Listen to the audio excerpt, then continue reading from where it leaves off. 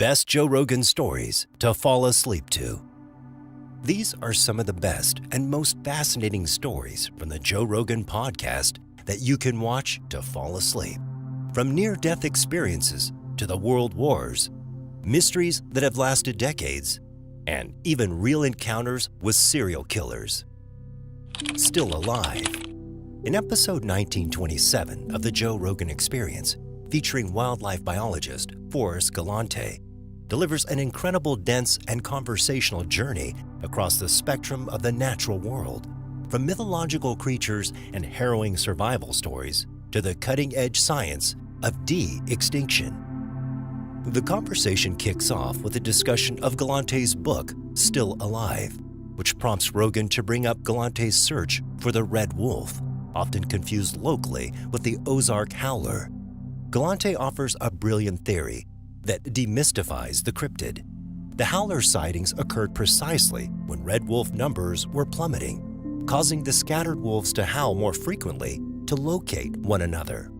Adding to the myth was the fact that local moonshiners perpetuated the spooky rumors to deter people from entering their woods. It's a fascinating insight into how ecological change, combined with human self-interest, creates legend. Dude, I watched your show the other day, the television show. What is the television show? Mysterious Creatures? Yes. The new one? And you were looking for some wolf thing? The red wolf. Yes, yeah. But they didn't think it was a red wolf. They thought it was like some mystical howler, beast. an Ozark howler. Oh my goodness. Which, wolves do howl. Yeah. No, that was an interesting story. If you look at the timeline from when this cryptid, this howler popped up, it's right when the red wolf was starting to plummet in its numbers. And as soon as wolves plummet, they call to each other, right? They howl. Ah, that makes sense. So it's like, oh, we're hearing this thing and the spooky thing that we've seen running around the woods. And it's like, well, yeah, it's wolves trying to find each other. And it happened to also overlap with when moonshining was like a big deal. So they perpetuated the rumor of the howler to keep people out of the woods. Right. So it like checked all these boxes to like make up. Galante quickly turns to the animals he finds genuinely compelling, such as the giant ground sloth, Megatherium, and the thylacine, Tasmanian tiger. While the thylacine is declared extinct, Galante argues that credible sightings and existing video footage mean it could still be considered a cryptid. Finding proof, however, is a barrier to entry, requiring complex and expensive expeditions with helicopter support and ground teams. Rogan notes that even finding common apex predators like mountain lions is rare in dense areas, making Galante's twice-attempted thylacine search feel like a monumental task. The discussion shifts to humanoid cryptids, like the orang pendek. Analyzing shaky motorcycle footage, Rogan suggests that people love humanoids, but Galante offers a practical explanation. The supposed creature is tiny, perhaps a 4-foot-tall human, and may simply be a rebellious, startled teenager from an isolated tribe, crossing a road while hunting. This skeptical view is grounded in reality of human diversity, referencing Homo floresiensis, the little hobbit person who coexisted with modern humans relatively recently. Is there any cryptid that you find compelling? Just I think we talked about it before, the Megatherium, the giant ground sloth in Peru. Yeah. That's the only one. I mean, depends what you define as cryptid, right? Like, I'm not a Bigfoot guy or a Loch Ness monster, but thylacine could be considered a cryptid, right? Yeah, because it was alive. We do have video footage of it, and there's been a bunch of sightings. Yes, but now you have all these Bigfoot-esque people, right? All these sort of tinfoil hat guys who are like, it's here, I've seen it, or whatever. And so it's like started to fade into this cryptid realm. And I still think that in Papua New Guinea, there could be an extant population. Why in Papua New Guinea? So they used to range, we got right into this. This is great, by the way. So they used to range from PNG, from New Guinea, all the way down to Tasmania. And then as people came over, they brought dingoes with them, right? And this was like 4,000 years ago. And then the dingoes outcompeted the thylacine in mainland Australia and, in theory, in Papua New Guinea. But dingoes were never introduced into Tasmania, which is why thylacine occurred for so much longer in Tasmania. However, why in Papua New Guinea is because it's such a dramatic habitat. There's so many like valleys and canyons and things that dingoes just probably couldn't traverse. That would mean that there's isolated, unexplored areas that the thylacine, because it had evolved there, could still be thriving without the competition. And for people who don't know what a thylacine is, it's a Tasmanian tiger. Yeah. It's a marsupial, yeah. wolf, crazy jaw, stripes. Crazy jaw. Like really wild looking. 180 degrees. Yeah. Yeah. Cool looking animal. Like, Yeah. Look at that thing. So when you talk about, cryptids and blah, blah, blah, I still think that these animals could be out there. Didn't you go looking for one at one point in time? Twice. Twice. Yeah. And did you have any sightings or any, at least, amongst the people that you were around, or any credible reports? No. Nothing? Well, reports, yes. I mean, there's a guy named Nick Mooney who is like an incredible, that's Benjamin, the last living thylacine in the zoo in Hobart, Tasmania. A guy named Nick Mooney who's like a state biologist, like renowned naturalist and biologist who has no reason to make this up or anything, and he swears that he saw one in Tasmania about 25 years ago. And he's like, I know every animal in Tasmania. I am a biologist. I work with Fish and Game or fish, whatever their equivalent is. He's like, why would I make this up? He's like, I didn't even tell anybody for a year or two because I didn't want to be called a kook. Wow. And then he came out with it and sort of began this whole thing. But yeah, I mean, definitely some credible. The shocking reality of human isolation proves just as compelling as any cryptid hunt. Rogan shares the astonishing story of Christopher Knight, the North Pond hermit who lived alone in the woods of Maine for 27 years, surviving by stealing supplies from camps. Even more powerful is a story of the Vietnamese father and son who, after fleeing the Vietnam War, lived hidden in the jungle for 41 years, surviving off rats and wearing loincloths made of tree bark. The sheer desperation required to maintain such a life, including eating rat head as a staple food, is a deeply sobering reflection on human resilience in the face of conflict. The conversation lightens with a hilarious but utterly terrifying series of wildlife and human body mishaps. Galante recounts working in the Amazon and having a cameraman affectionately nicknamed Boogie stung by a parasitic wasp right on the tip of his penis. The usually stoic military medic's audible shock, "Oh shit," confirmed the injury, which Galante recounts resulted in a head so severely swollen it looked like a baby's arm holding an apple.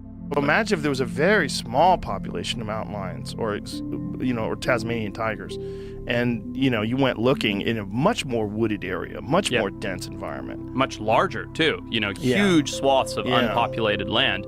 And if they were intelligent and cryptic like a mountain lion, which they probably were because they were at the top of the food chain, they know and they choose not to be seen. Like P-22, right? The mountain lion that lived in L.A. We have a big photo of him out here. The one with the Hollywood sign? Yeah. It's a great picture. I just love that photo. Yeah. He's dead now. Yeah, exactly. Yeah. but did they kill him? Did they euthanize? They euthanized him. Yeah. Something was wrong with him, right? Like he was badly injured. I think he got hit by a car. I think. Don't quote me on that. But yeah, there was some injury. I think it was a car strike, and he was an old cat as well. So yeah. What do you think of the orang pendek? I think it's interesting. Have you ever seen that motorcycle video where the guy's on the motorcycle and he sees the little guy run across? Yeah. So that's supposed to be orang pendek, right? And well, let's see if we can find that. Sure. That one is weird because there you go. Here, is that real? It's so. And is this a kid? Well, that one so looks fake. over embellished. But if you watch the actual video, So this is the video I've seen. I think that we love humanoids. As a species, we love the idea. Just play the video. It doesn't play. It's all still frames. All of it? It's all someone talking about this. It's not the video. Oh, well, that looks so fake. Yeah, it does. That's a still frame of it? But that could just be a naked dude. Totally. That totally could be a crazy looks like person. A dude. Yeah. That doesn't even look that hairy. But I think... look at the proportions. Looks like a person. Did they have something to judge it by? I've seen the actual video though, Jamie. See if we can find the actual video because that's not it. Yeah, this is the same one I've seen.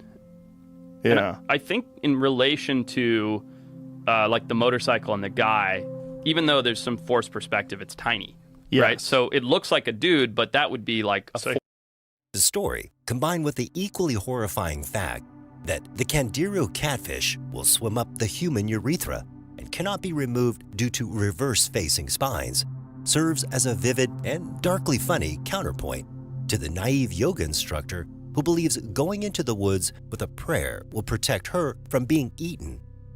Galante rightly calls this perspective misinformed, arguing that nature is chaos, not harmony. The discussion pivots to diet, where Rogan explains he's on a carnivore diet, finding that adding fruit, a nod to Paul Saladino's approach, provides the necessary energy that pure carnivores lack. Galante floats the theory that the aggression sometimes associated with the carnivore diet isn't due to the meat, but rather the absence of the sedative effects of highly processed carbohydrates like bread and pasta. This explanation is real to me. I often feel mentally handicapped after consuming high-carb meals. The critique of mainstream nutrition continues with their outrage over a food chart that ranked Lucky Charms higher than eggs, proof that big food corporations and financial interests corrupt the science. The time we hung out, you were doing pure carnivore. Yeah, I'm How doing was that that now. You're doing it now? Yeah, because it's January. Ah. January's World Carnivore Month. I don't know who fucking made that up, but yeah. Why not? I mixed in a little fruit. I eat fruit because I find when I don't do that, I did straight carnivore for the first few days, I think like the first 8 or 9 days. But it was, it's hard. I was slogging through workouts. Just no energy? Yeah. Like just and they say there's an adjustment period, just like keto. You know, they call it like have you ever done a keto diet? Not for more than like a week at a time. It takes a while to really get your body to turn ketogenic and to start burning fat instead of carbohydrates. And it's there's a thing they call the keto flu, where it feels like almost like you got the flu. Or That you're like, sounds awful. Not really like the flu. It's a bad way of describing it. It's more like you're not well rested. Gotcha. So like when I would work out, I would like have to really push through these workouts. Mm-hmm. Like you feel like you're missing a gear. Sure. That's what it feels like. Just none of that extra ATP to like burn. Mm-hmm. Yeah. You can't get into fourth gear. It's weird. It's like it doesn't feel good. Sorry, go ahead. I'm just saying, but when I added fruit, that goes away. That's what I was going to ask. Yeah. After we hung out and you were doing that, I read Paul Saladino's book, The Carnivore Code, I think it's called, A Carnivore Diet, the one where he eats meat, fruit, and honey and bases it, because like he's been on your show before, right? Yeah, so I read his book, and I thought it was really interesting, you know, the whole idea of like those are the most sought after foods in the world, and they are for most cultures, but definitely. This discussion of misinformation leads to a scathing critique of the COVID-19 pandemic response. Rogan and Galante condemn the media for promoting an irresponsible level of fear. Galante provides a heartbreaking anecdote. His friend died from a rock climbing accident during the height of the hysteria, and his parents were forced to say goodbye over Zoom because hospital visitation was banned. This tragedy, driven by heightened and perhaps manufactured fear, is a powerful example of the non-viral harm caused by the pandemic response. Turning to macro conservation, Galante pulls no punches, stating that humans suck at it and desperately need radical conservation. He highlights the historical genocide of the American bison, whose slaughter was primarily motivated not by food, but by a campaign to starve and subjugate Native Americans, forcing them onto reservations. The scale of this destruction, where pictures show hunters standing on mountains of skulls, is inexcusable. Galante then draws a connection to modern ecological disasters, describing his heartbreak after driving for 2 days in Borneo and seeing nothing but endless monoculture oil palm plantations, replacing vibrant jungle habitat for cheap ingredients. The fact they brought smallpox as well and killed 90% of the Native Americans. Yeah, that's nuts. That's a little worse. Yeah, when you tell people that, because so many people, The final and most exciting segment focuses on Galante's belief in radical solutions, specifically de-extinction. He details the work of Colossal Biosciences, which is actively working to clone the woolly mammoth using Indian elephant DNA and CRISPR technology. This seemingly fantastical idea has crucial environmental purpose. Mammoths kept the Arctic tundra cold by clearing vegetation and stomping snow, trapping colossal amounts of carbon in the permafrost. Their reintroduction, projected as early as 2024, could potentially slow the release of carbon emissions. For it. But what I think so fascinating, the reason I'm so like emotionally invested in it, is the conservation implications that it has. Because what this company is ultimately doing is rewilding species that humans have removed. And that's going to, in theory, in a lot of places, sort of fix the offset, the imbalance of the ecosystem. That's interesting. That's really interesting. There's a lot of debate about whether or not humans killed off the woolly mammoth, though, isn't there? I think there is. Yeah, I think there is. And I can't really speak on that, but I do know that when the mammoths disappeared, so the Arctic used to be like the savannas of Africa. It used to be big grasslands, right? It wasn't all covered in trees and things. And that's a recent adaptation since the mammoths went away 10, 20,000 years ago. And so that's what's happened is the permafrost up there is melting pretty rapidly, right? Underneath that permafrost is like 1.5 trillion tons of carbon. And once that carbon enters the atmosphere, it heats things up like crazy.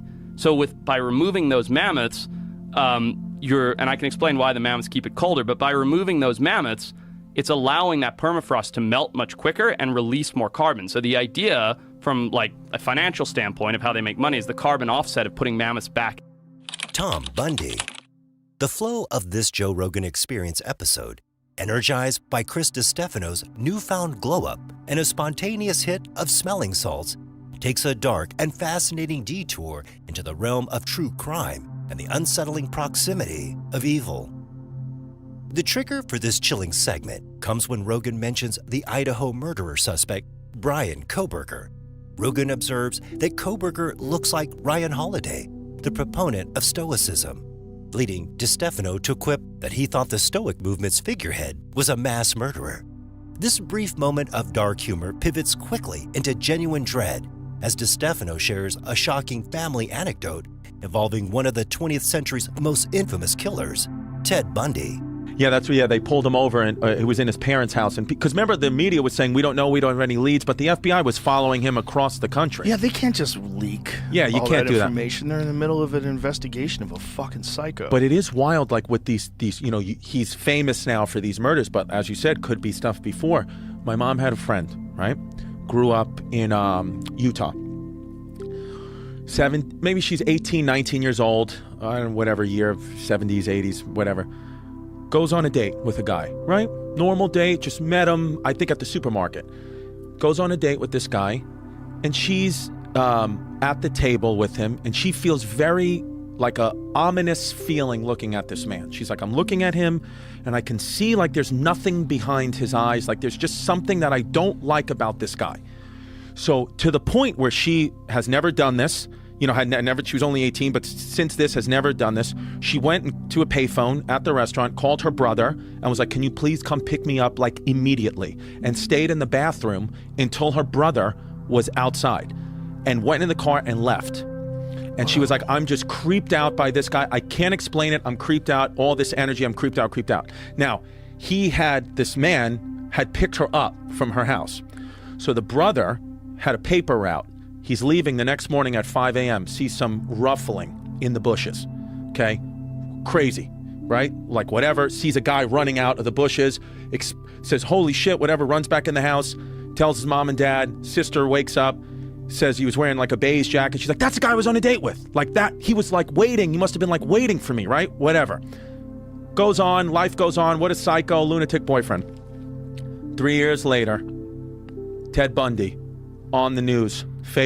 She was on a date with Ted Bundy before he had committed any murders, or he had committed murders but had not been famous for it yet, had not been convicted of it yet. She said when he saw him, she literally almost fell out of her chair because she was like, that look. She said that Ted Bundy, about, how everyone says he's so handsome, whatever, she said he would get a look over him when he was preying on a victim, which felt she was being preyed on, that she doesn't even look, he was like, he does not look like that. His face configures and contorts to something that looks so sinister that she literally was like, get me away from him now. So I was like, whoa, fucking Teddy B. Imagine you on a date with a young Teddy B. This realization is profoundly disturbing. It speaks to the idea that evil sometimes casts an observable shadow, a palpable energy that alerts the attuned. It makes me wonder how many times people ignored that gut feeling before Bundy escalated to murder. DiStefano notes that based on the timelines of Bundy's crimes, his first murders were in the Utah region. When his mother's friend went on that date in 1978, he'd already been connected to other murders. This wasn't just a weird date. It was an escape from death, orchestrated by an intuitive call to a brother. He had already committed murders. So he was already, and so he was looking to murder her, and he was giving that energy out. She said, based off when all his crimes were exposed, from what the FBI said, when she went on a date with him, let's say it was 1978, he had already been convicted, connected to murders in other parts of that. Because his first murders were in like the Utah region, and that's where they were. Holy shit. Wild, right? Holy shit. Dude, fucking, it's pretty. The discussion continues with other true crime connections through DeStefano's girlfriend's uncle, T.T. Jerry, who served time with infamous murderers. T.T. Jerry was in prison with the son of Sam and Ronald DeFeo Jr., the man who killed his family in the Amityville horror house. DeStefano recounts T.T. Jerry's startling claim that David Berkowitz, son of Sam, did not commit all the murders, suggesting he was part of a cult and other murderers got away with it, a theory that later gained credence in a Netflix documentary. Even more disturbing was T.T. Jerry's assessment of DeFeo, calling him the biggest fucking lunatic, who would calmly describe killing his family every morning over breakfast. The horrific detail that DeFeo genuinely believed that if he didn't kill his grandmother, he wouldn't get into heaven provides a gut-wrenching insight into profound mental derangement. And I think I might have said this on the last one, but T.T. Jerry, when she was in prison, served prison time with the son of Sam. She shared a wall with the son of Sam. 2 murderers. She shared a wall with the son of Sam and Ronald DeFeo from the Amityville horror house, the man who killed all those people in the movie The Amityville Horror, who was really based off Ronald DeFeo. She was in prison with both of them at the same time, and the prisoners from Escape from Dannemora, who like that Showtime show that they made. So she was in like real deal prisoners. But she said the son of Sam. Now this was months before the Netflix documentary came out. T.T. Jerry said, she's like, the son of Sam, David, did not kill all those people. He was involved in a cult. There were other murderers, but the city pinned it all on him. And then a few months later, this Netflix documentary came out a couple of years ago, basically saying that most likely son of Sam did not kill all those people. He killed maybe 1 or 2, but there was other murderers that just got. These stories of ingrained, almost casual evil, from the stalking of Ted Bundy to the psychotic calm of Ronald DeFeo, serve as a sharp counterpoint to the more mundane anxieties that begin the podcast. It highlights the vast, terrifying spectrum of human behavior and reinforces why we are often so captivated and terrified by the true nature of monsters among us. Study the darkness. This is going to get real crazy. David Goggins' 30-day challenge. Let's talk about the time Jesse Slur shared what happened when he invited David Goggins to live with him for 31 days. You know Goggins, the bald, brutally honest ex-Navy SEAL that everyone calls the toughest and most disciplined man alive. This conversation with David Goggins is not just an interview. It's a deep plunge into the philosophy of relentless suffering, mental mastery, and the terrifying realities that forged one of the world's most disciplined minds. Better. And so many people get it wrong. I don't give a fuck, man. You can't, for me, I cannot help people. There's a lot of cookie cutter shit out here in this world. Oh, discipline, wake up early, take a cold shower, fuck this, fuck that, whatever. It's all fucking bullshit. It's not. But what they don't teach you within the cookie cutter is like our minds are like a fucking garage. And the garage, if you open a garage and it's all cluttered up, it's all fucked up, you can't put your car in there. You got fucking boats and you got fucking kids' toys and shit everywhere. But if you organize that fucking garage and you put everything in its rightful spot, you can pull that car in there. You can put 2 cars in there. You can put bikes in there. And that's like with the mind. People talk about discipline and fucking determination and fucking, repetitions and all this shit. Consistency. Why people fall off the wagon so often is because their mind is full of shit. The discussion begins with Joe Rogan marveling at Goggins' non-stop grind. Goggins reveals he never takes conventional vacations. Instead, he relies on mental aid stations, brief moments of rest, like being in the shower, the car, or while eating, which allow him to stay focused and avoid mental burnout. I find this framework incredibly useful. It shifts the goal from achieving complete rest, often impossible, to strategically managing energy in small increments throughout the day. Goggins admits that he would have retired a long time ago, but he feels a powerful sense of responsibility, driven by emails from people like fucking Tommy, whose strength comes from knowing Goggins is still grinding. Like everybody knows, it's 24 hours in a day, but when I'm in the shower, it's a mental aid station. I don't think about shit. I don't fucking think about people. I don't think about work. I don't think about running. I don't think about working out. When I'm in the car, another fucking mental aid station. When I'm fucking eating, mental aid station. So people eat and they work and all that sort of shit, man. So I can grind hard because a lot of times, man, I'm in mental fucking aid stations, chilling. So you have little mini vacations. Mini vacations, man, all day long. All day long. Do you feel now almost a responsibility to like stay at it all the time because so many people are watching and paying attention and drawing inspiration from you? 100%. I mean, like, I probably would have retired a long time ago, but I get these emails from people, and it's like they're living through me. Like, their strength comes through what they know I'm doing. So there's so many times I want to get up and say, oh, man, fuck it, man, I got mine, I'm good. And I'm like, fucking Tommy out there, motherfucker. Fucking Tommy talking Tommy about... in his email. Tommy talking about fucking, he man. saved his life. Man, I ran 10 miles last night because of you, man. This duty to maintain authenticity leads Goggins to sharply criticize the growing industry of motivational speakers who are very unqualified. Their material is brainstormed while sitting on their fucking ass, whereas his knowledge is earned entirely from the suck. Goggins' core teaching is to perform without purpose.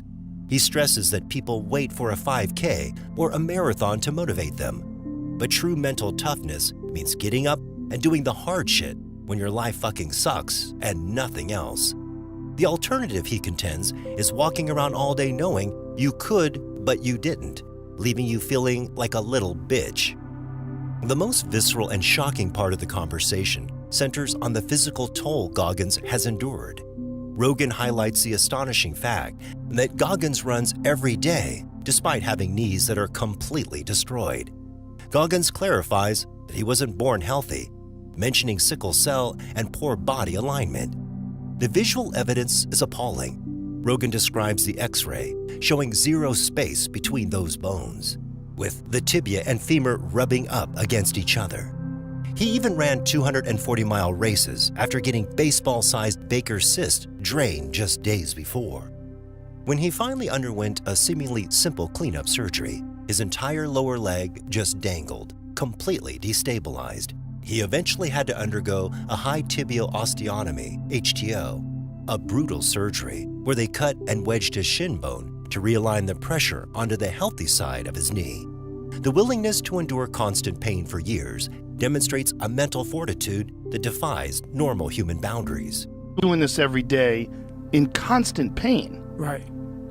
What is it like? Well, I don't suggest... Explain your knees, first of all. So, okay.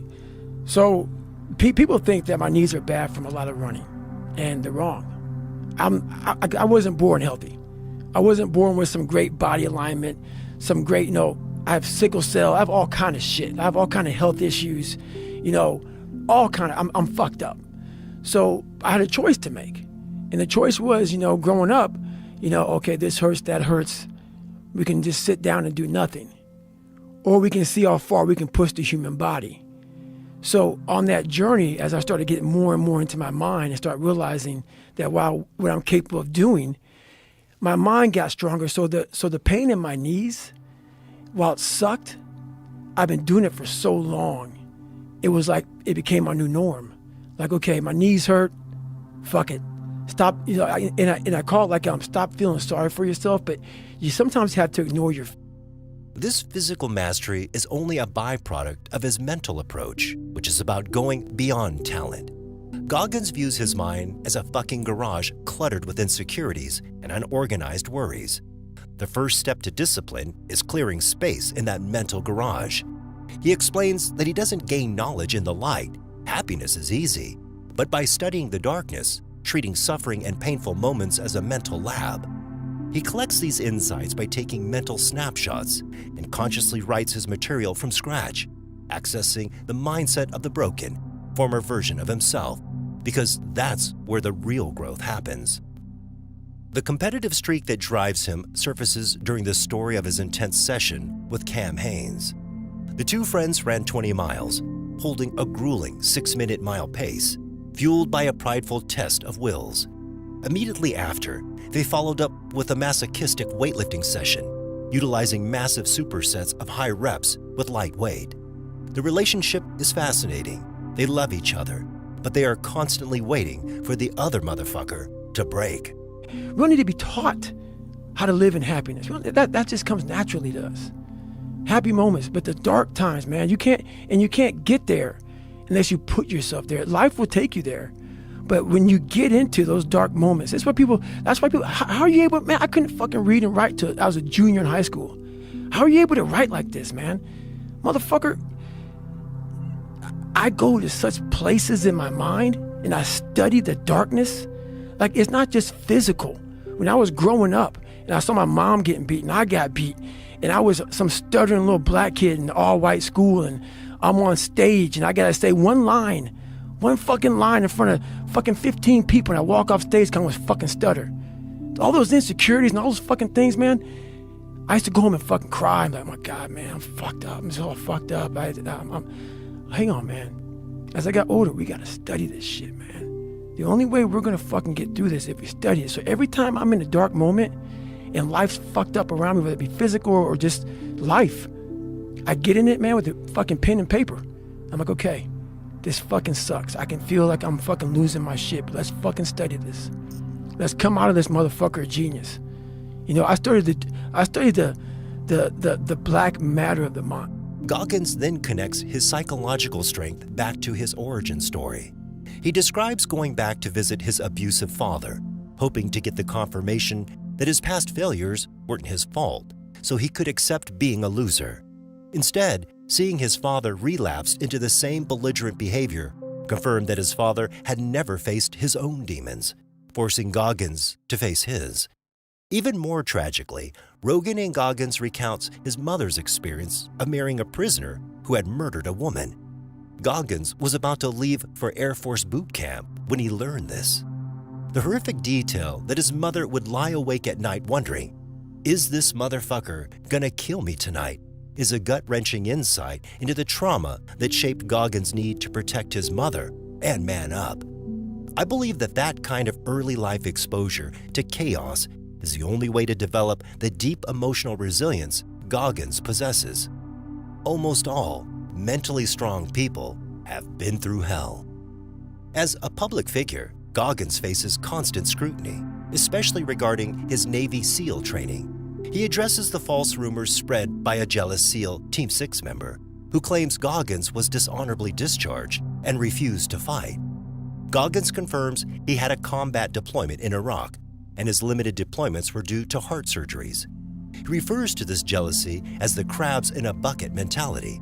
Despite the defamation, he chose not to sue the individual, studying the evil that must have been consuming the man and refusing to take money out of his family's mouth. They know that I was not a fan of a lot of Navy SEALs. And a lot of it is to do with the lies, some of the leadership problems, some of the character issues. And I got to see that a lot when I got out. And I'm the one to say it. I had a lot of problems myself when I was growing up. And it took a long time for me to go. So I'm not judging these people. I know where the shit comes from, man. The shit comes from shit you haven't handled. So it doesn't even bother me anymore.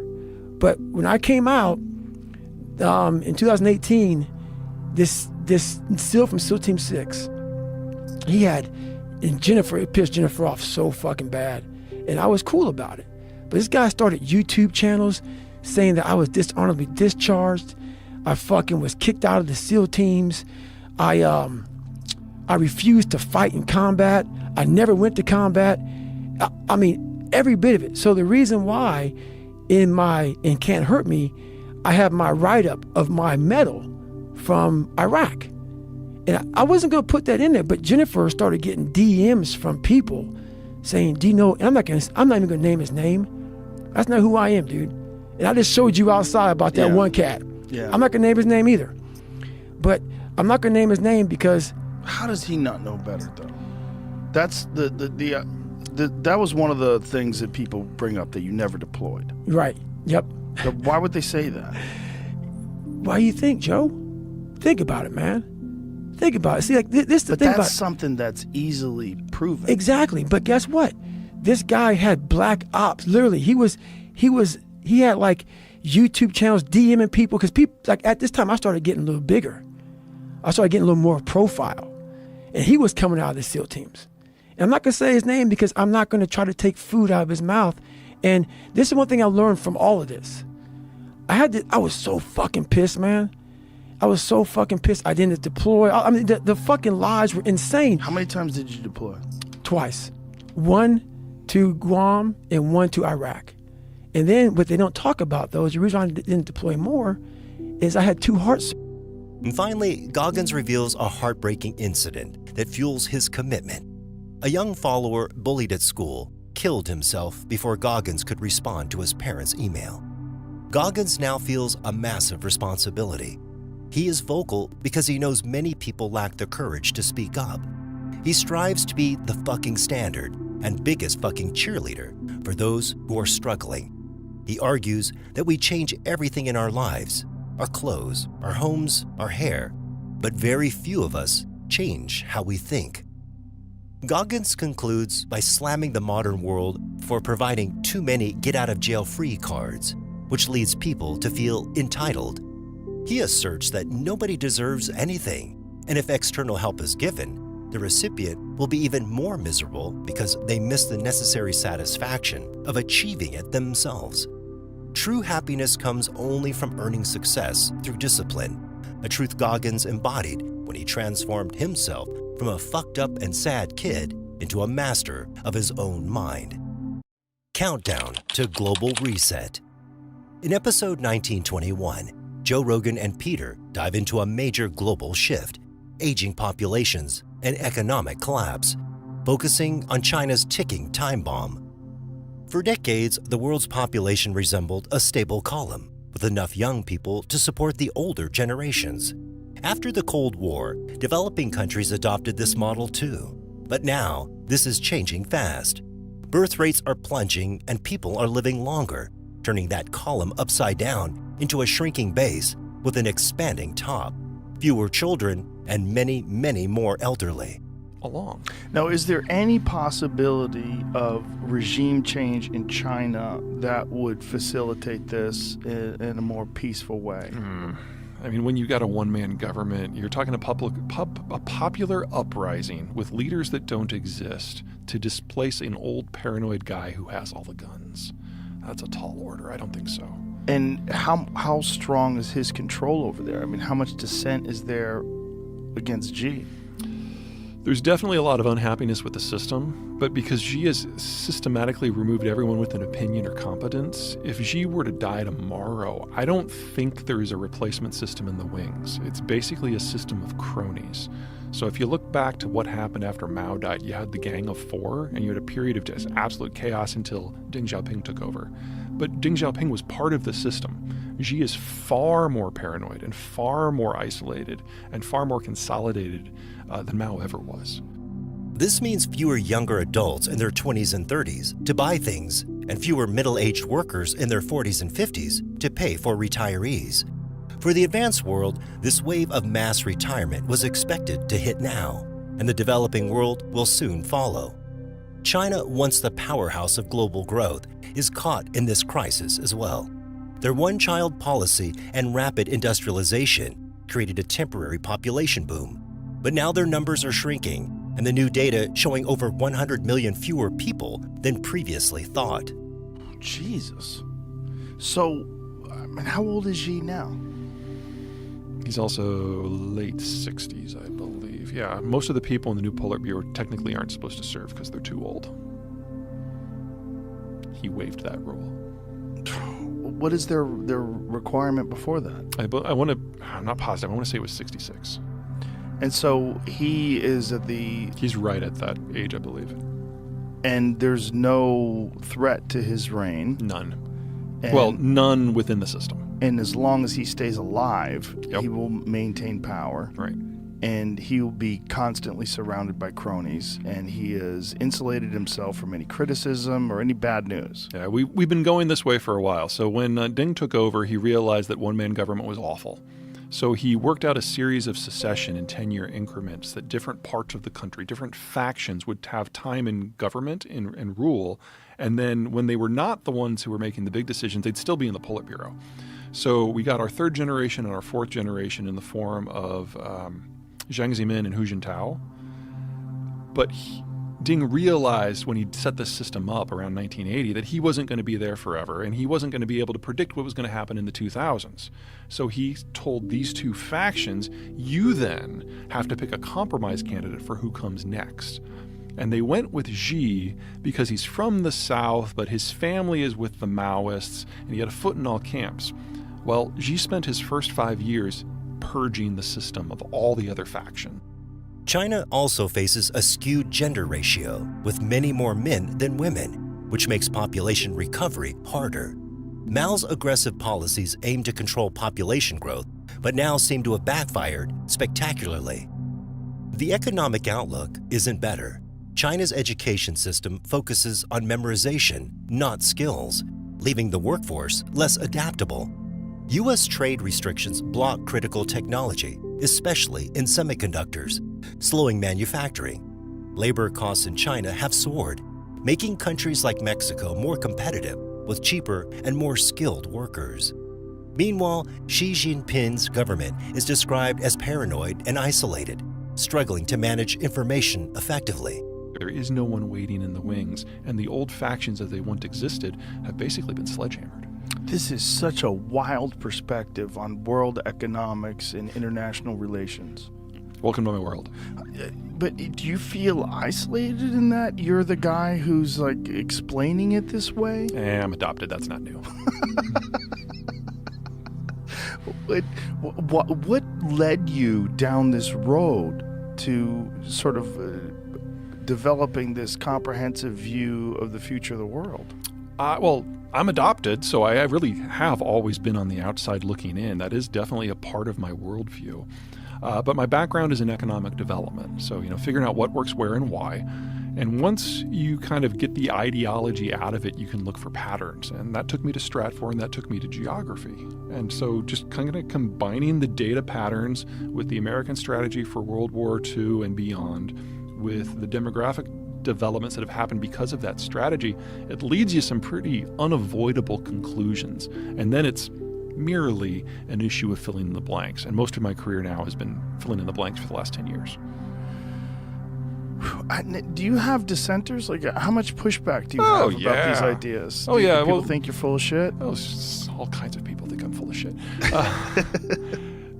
I am very sector and goal agnostic in my work, which means I don't really care what your investment strategy is. If it doesn't play against demography and geography in a comprehensive way, at best you're hoping that everyone just kind of sways in your general direction. And so there's no shortage of people in a room when I'm speaking who get really upset because they have an investment thesis, or maybe they've bet their company on something that I just see as a non-issue. So obviously the folks in the crypto world have never liked me. And I dropped a video last night about how EVs are just a disaster that aren't going to be with us very much longer. And I've gotten some interesting communications because of that one. Things like this happen with me with almost every presentation. And last year I gave 179 presentations. Zion also highlights that a potential invasion of Taiwan could speed up China's economic and geopolitical downfall. This combination of demographic challenges and geopolitical risks paints a worrying picture of China's future, with far-reaching consequences for the global economy. China depends heavily on the U.S.-controlled trade routes, leaving it vulnerable. Peter believes China has about a decade left before these demographic and economic pressures force a major collapse. This decade marks the end of an era for the global economy, driven by population growth and consumption. Post-war legacy. In episode 1852 of the Joe Rogan Experience, Sam Tripoli with Joe Rogan veers into some truly mind-bending and disturbing territory, particularly concerning the Nazis and their chilling post-World War II legacy. It's a conversation that utterly dismantles any sanitized version of history you might have learned, replaced with a stark, uncomfortable reality. A Nazi, a Scientologist, a pedophile, and a Nazi. You want some time? A Satanist. Let's try it from the beginning. Okay. Take it from the top. A Ready? Nazi, a Satanist, a pedophile, and a Scientologist walk into a bar. What do they do? What do they do? Invent NASA.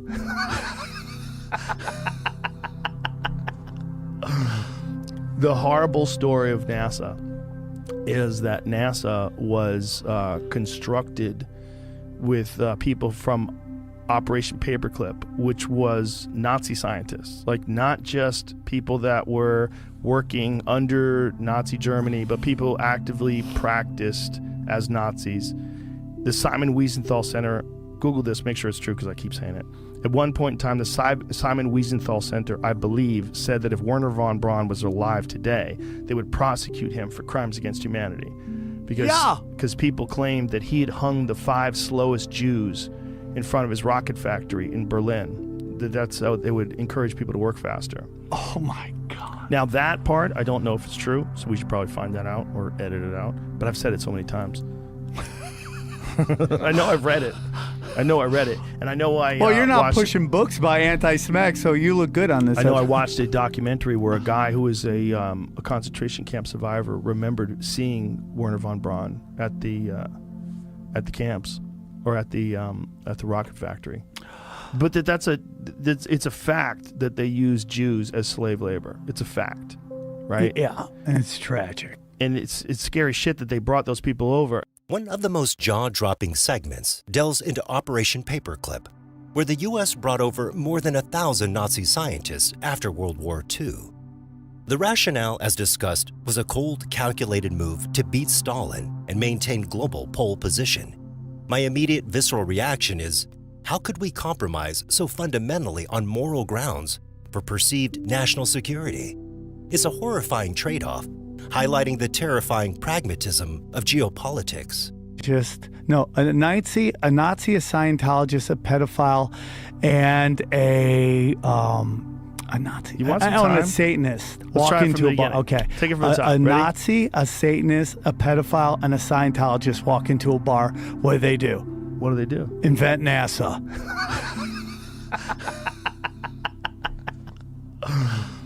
The horrible story of NASA is that NASA was constructed with people from Operation Paperclip, which was Nazi scientists. Like, not just people that were working under Nazi Germany, but people actively practiced as Nazis. The Simon Wiesenthal Center, Google this, make sure it's true because I keep saying it. At one point in time, the Simon Wiesenthal Center, I believe, said that if Wernher von Braun was alive today, they would prosecute him for crimes against humanity. Because people claimed that he had hung the 5 slowest Jews in front of his rocket factory in Berlin. That's how they would encourage people to work faster. Oh my God. Now that part, I don't know if it's true, so we should probably find that out or edit it out. But I've said it so many times. I know I've read it. I know I read it, and I know I. Well, you're not watched pushing books by anti-Semitic, so you look good on this. I know I watched a documentary where a guy who was a concentration camp survivor remembered seeing Wernher von Braun at the camps or at the rocket factory. But it's a fact that they use Jews as slave labor. It's a fact, right? Yeah, and it's tragic. And it's scary shit that they brought those people over, and they knew they were Nazis, and they also had those dueling scars in their face. This is the Wiesenthal Center's What does it say? article about the U.S. and Nazis. And Right. It says, this was an interesting part. The United States record on this issue can basically be divided into 4 periods. During the first, which lasted from the end of the war in 1945 until approximately 1948, the U.S. government played a major role in the prosecution of senior Nazi officials at the Nuremberg trials and of other criminals in additional proceedings, some of which were held in former concentration camps. During the second period from 1948 until approximately 1953, the exact opposite happened. With the Cold War already underway, the U.S. lost interest in actively pursuing Nazi war criminals, preferring to build up West Germany as a bulwark against communism and therefore adopting a far more lenient attitude towards former Nazis, some of whom were enlisted as intelligence sources or rocket scientists.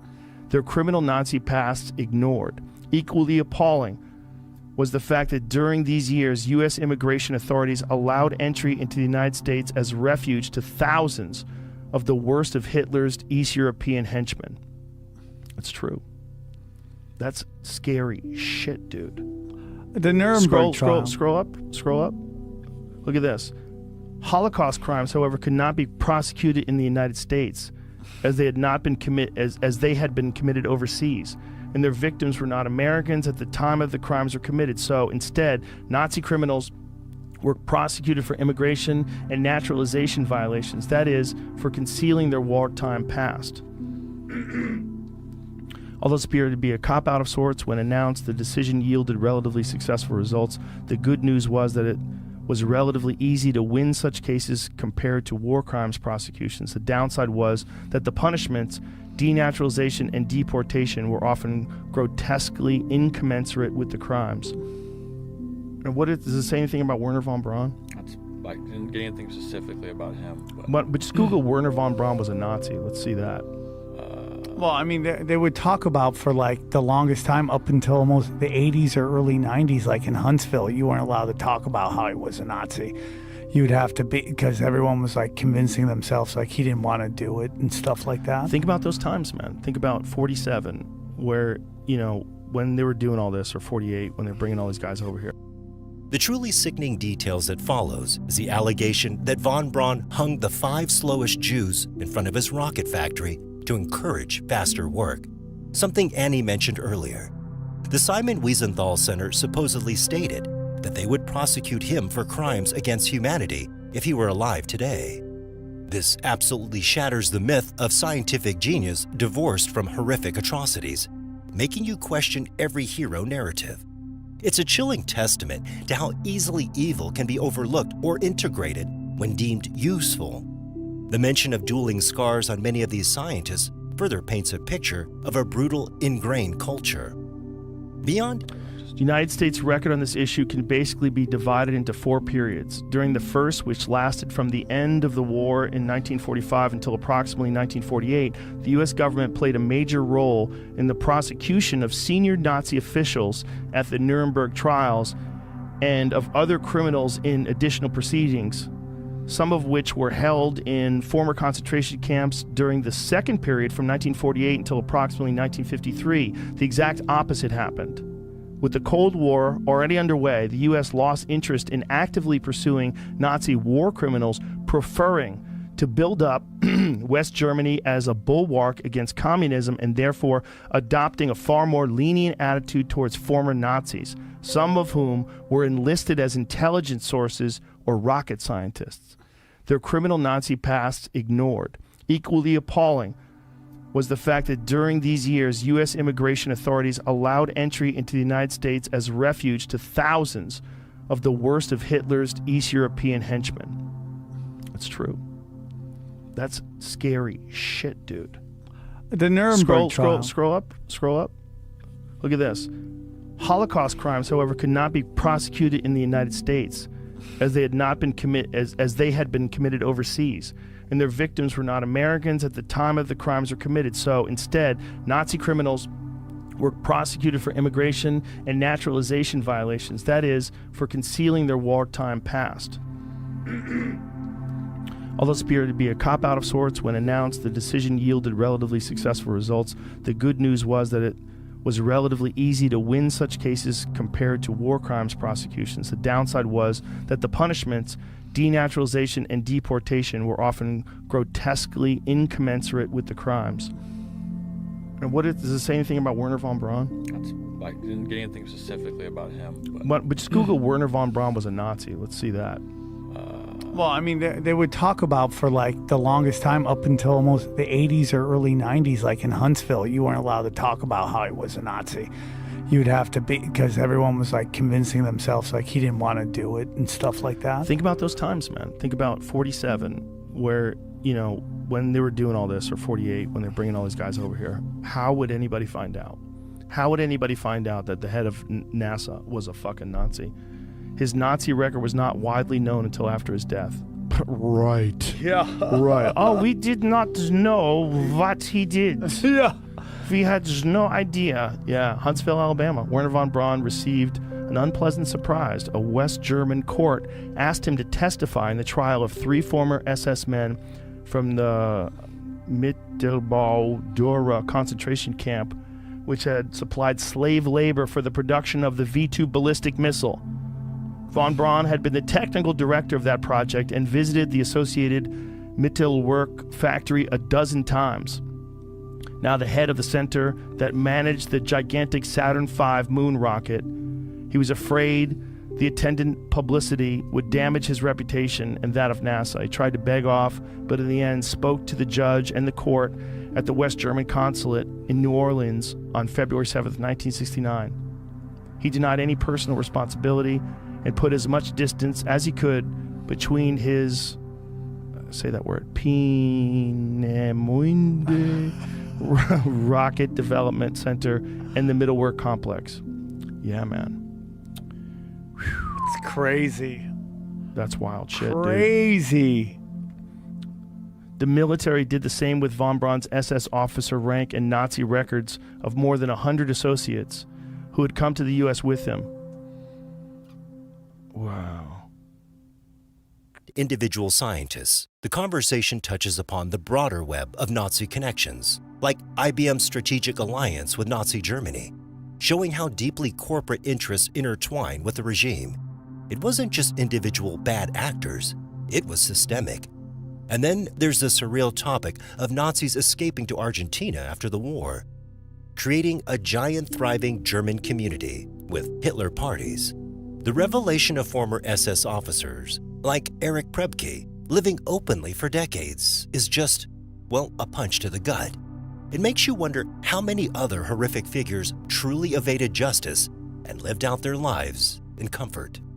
This begs the question, how can a society collectively decide to just move on from such a profound evil?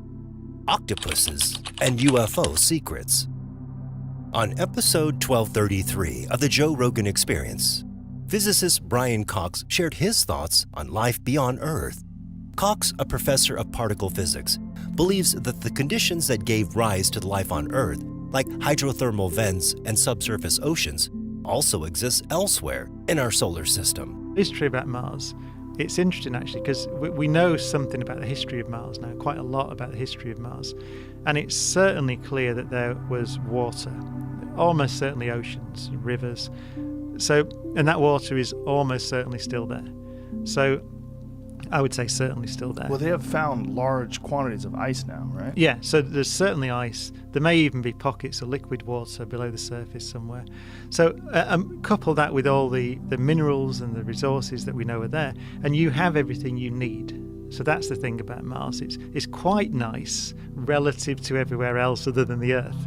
You can't go to Venus, right? You just melt. It's, what is it, 400 and something degrees and 90 atmospheric pressure. Yeah. So Mars is quite nice, but I wouldn't go there. I agree with you because What's it's not the gravity of Mars in relationship to the Earth? It's what is it, about a third, I think. Third. Right, yeah, something like that. So it would still have a significant weakening effect. Like if you went to Mars and then somehow or another in the future they were able to get back to Earth, yeah, your body would have a real problem with that, right? It would, but there is still gravity. Maybe it's a bit more than a third. I can't quite remember, but it's something like that. But yeah, so there's still gravity. Right. So there's gravity. There's some protection from you'd probably want to live in the caves actually, or something like that. Because there's no magnetic field there, so it's quite a high radiation environment, but not too bad. It's further from the sun than we are. It's not too. There are places on Mars. There's a very deep crater called Hellas, which is a big impact basin, and at the bottom, it's so deep you could fit Everest in it. So you put Mount Everest in there, the summit of Everest wouldn't reach the rim of the crater. So it's something like, I don't know what it is, 7 miles deep or something, 6 miles deep. So you could go there, and at the bottom, the atmospheric pressure's so high that you could just about have liquid water occasionally on the floor of that crater. And So it's they were quite gonna warm go. sometimes. It can be 20 degrees. Really? Yeah, there, Celsius. Wow. So- That's so better than occasion- Minnesota right now. Exactly, so- Minnesota's experiencing a serious cold front. That's right. Yeah. So it can be warmer than Minnesota, and so there are places where it's not horrendous on Mars. So the Martian is kind of realistic in that sense. Sort of. Europa, Jupiter's icy moon, is a key focus. It's believed to hold twice as much water as Earth's oceans beneath its frozen crust. Thanks to tidal forces from Jupiter, this water may remain liquid and warm enough to support life. If hydrothermal vents exist there, as they do on Earth's oceans, life could potentially thrive even in the absence of sunlight. Cox also pointed out that Mars once had similar conditions billions of years ago.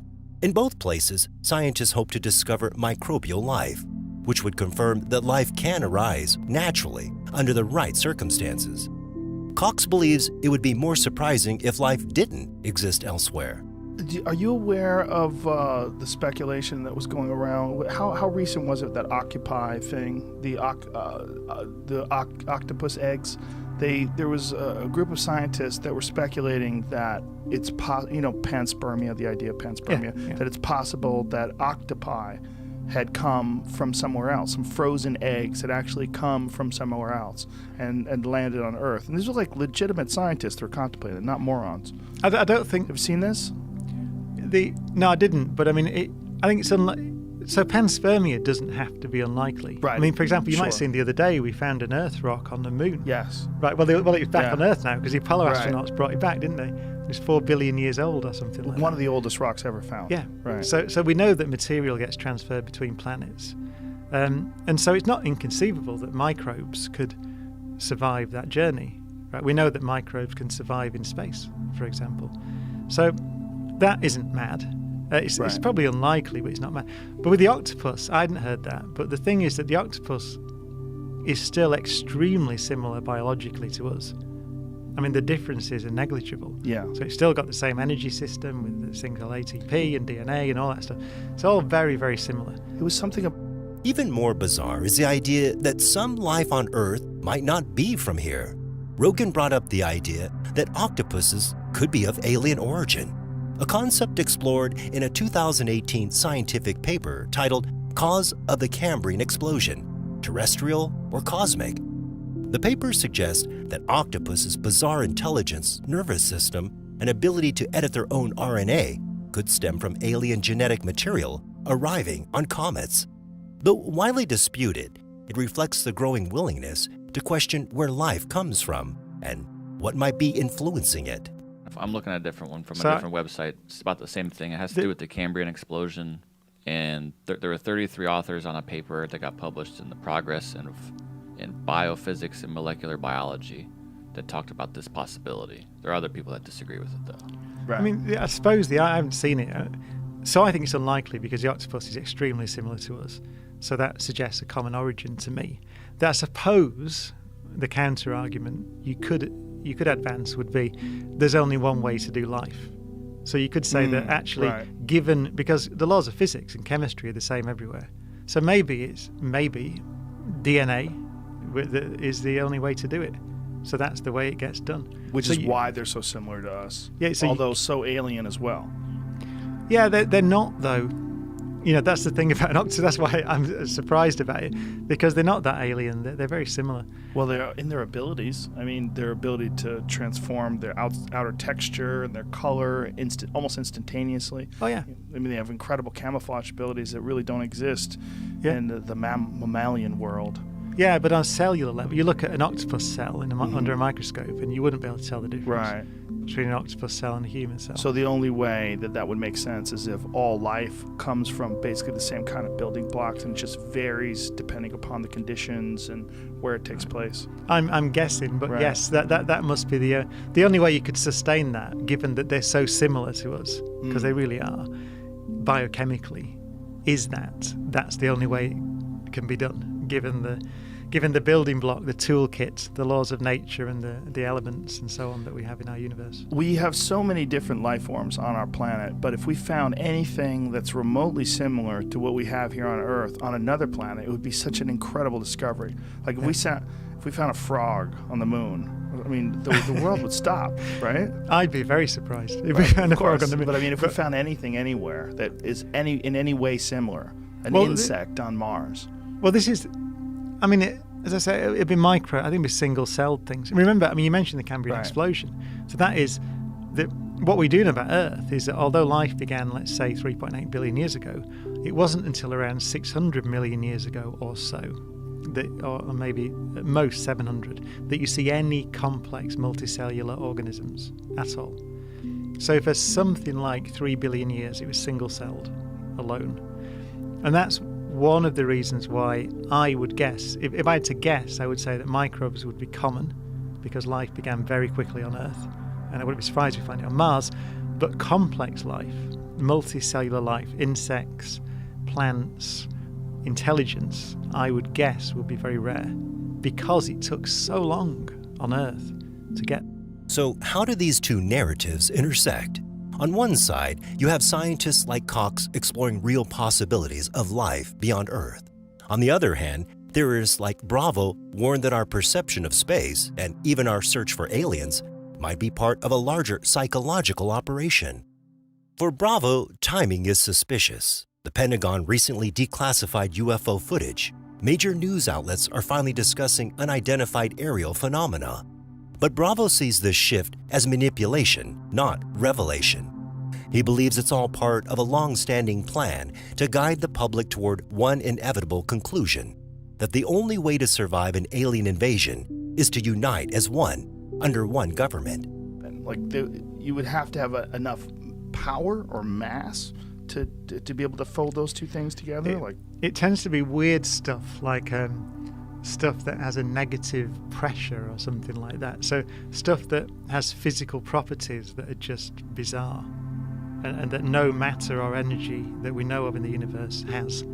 So that to make the geometry happen. But it's conceivable in theory that this could exist, even though it doesn't. It's a debate ultimately. So wormholes are a good example.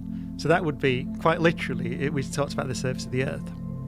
So you fly to Australia from LA and you have to go quite a long way around the edge of the Earth. Or you could tunnel straight through and get there quicker, right? So you can, that's a wormhole. Jamie's got a little graphic up there.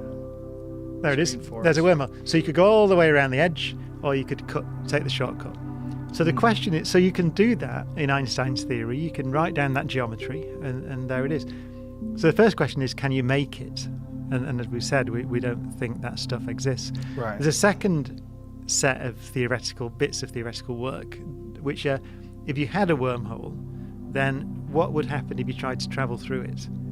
And what seems to happen is that they become unstable the moment that anything tries to go through.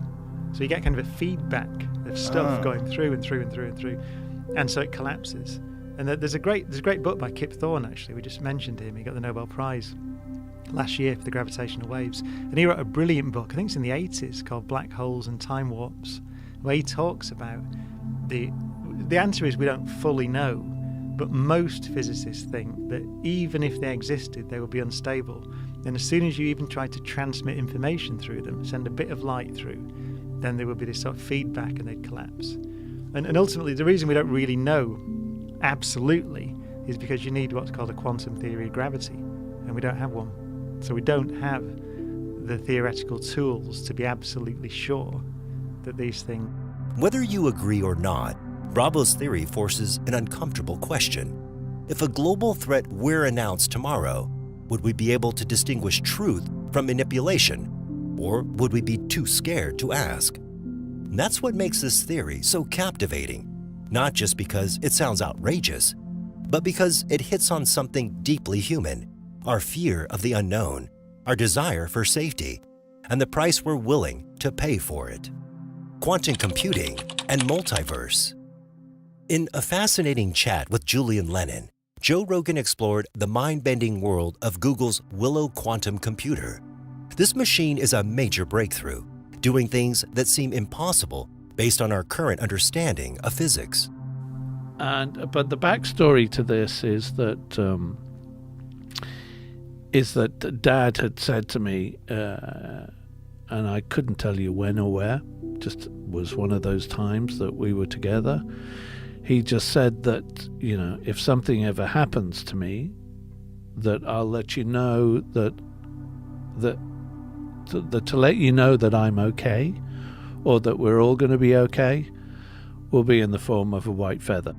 Joe explained the basics of quantum computing. Unlike regular computers that use bits, either a 0 or a 1, quantum computers uses qubits. Thanks to a strange phenomenon called superposition, qubits can be both 0 and 1 at the same time. Plus, there's entanglement, where qubits instantly share information no matter how far apart they are.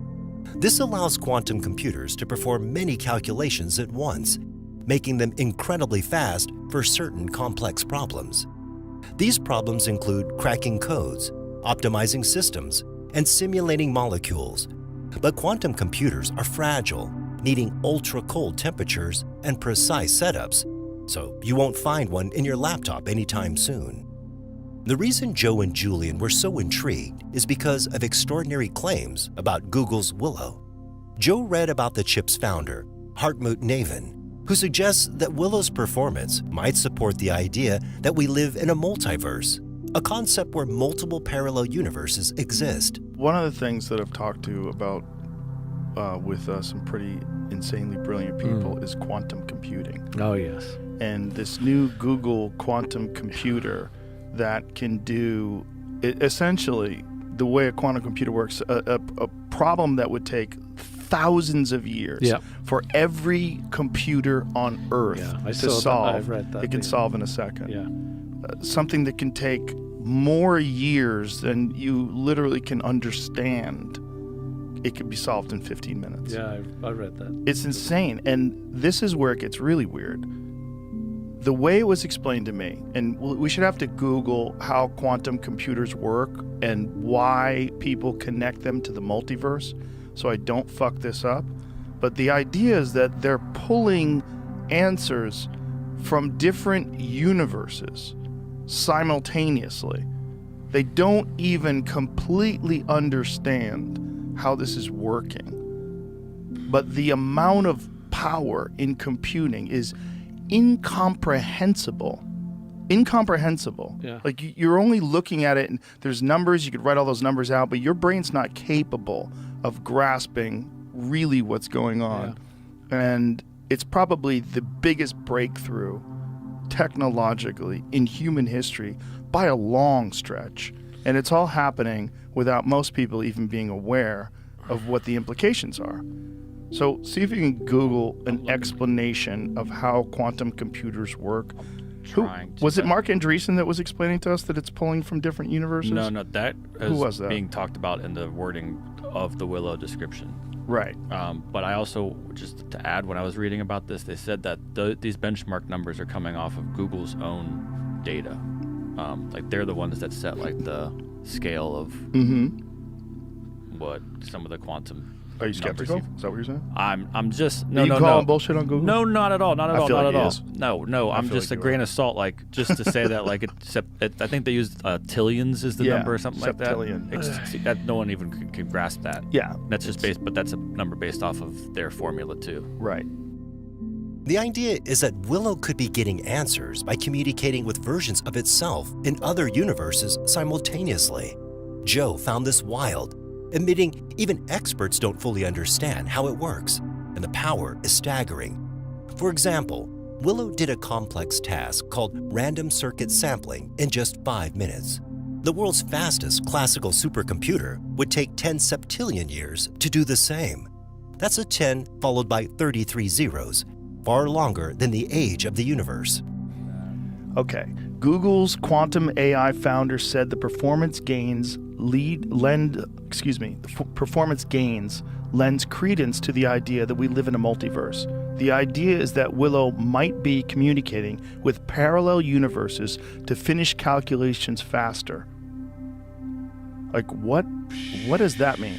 The announcement led Google's already high stock price to surge, which isn't that shocking, but perhaps most surprising for us laypeople that Google's quantum AI founder and lead, Harmut Nevin, said that the chip's performance lends credence to the notion that quantum computation occurs in many parallel universes, in line with the idea that we live in a multiverse.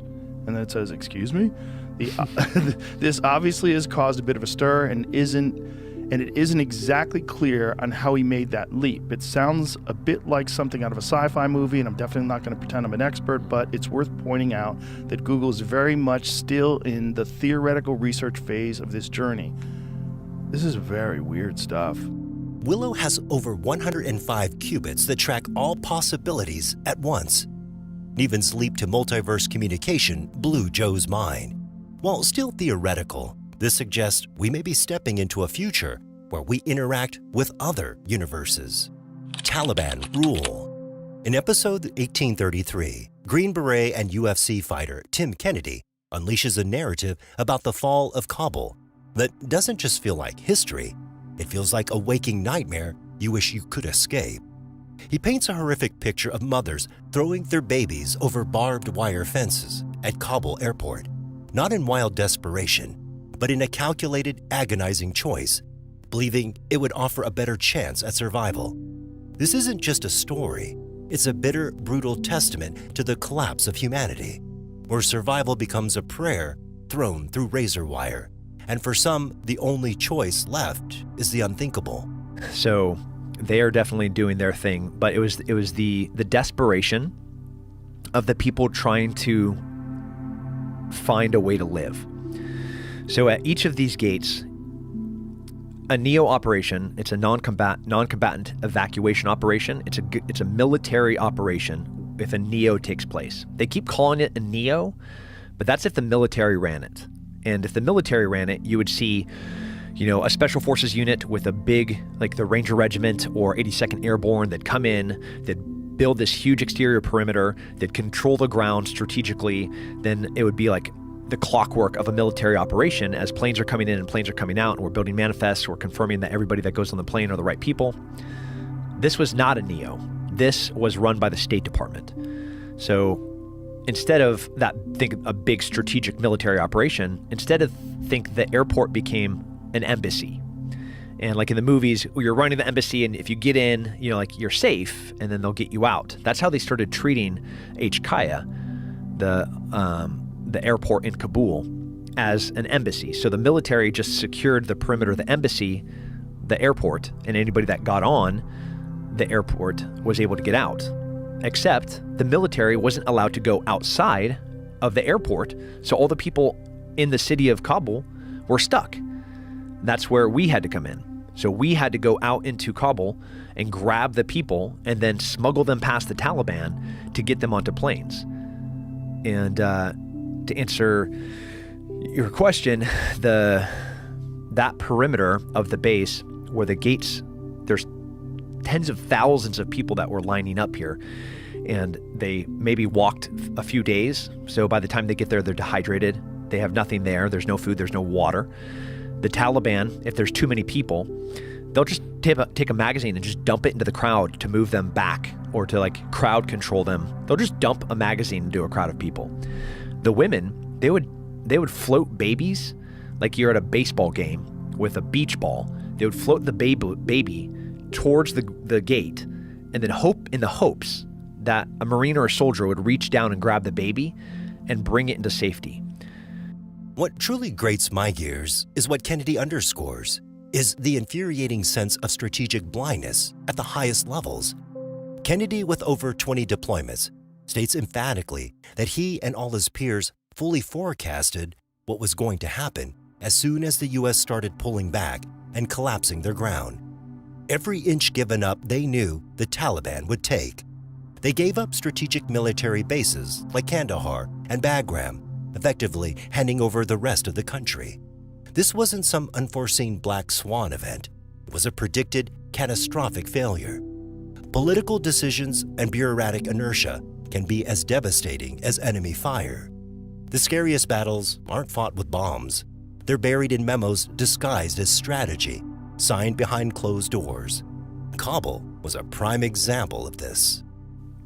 Yeah, with 20-something deployments overseas, I've never seen anything like Afghanistan during the fall of Afghanistan. I don't know who was at a strategic level not anticipating that the Taliban, every time that we moved an inch on the ground, that the Taliban would not move an inch on the ground. So myself and all of my peers, all my colleagues, fully forecasted what was going to happen. So as soon as we started collapsing that ground, there was no doubt in any of our minds that every inch of ground that we gave up was ground that the Taliban was going to take.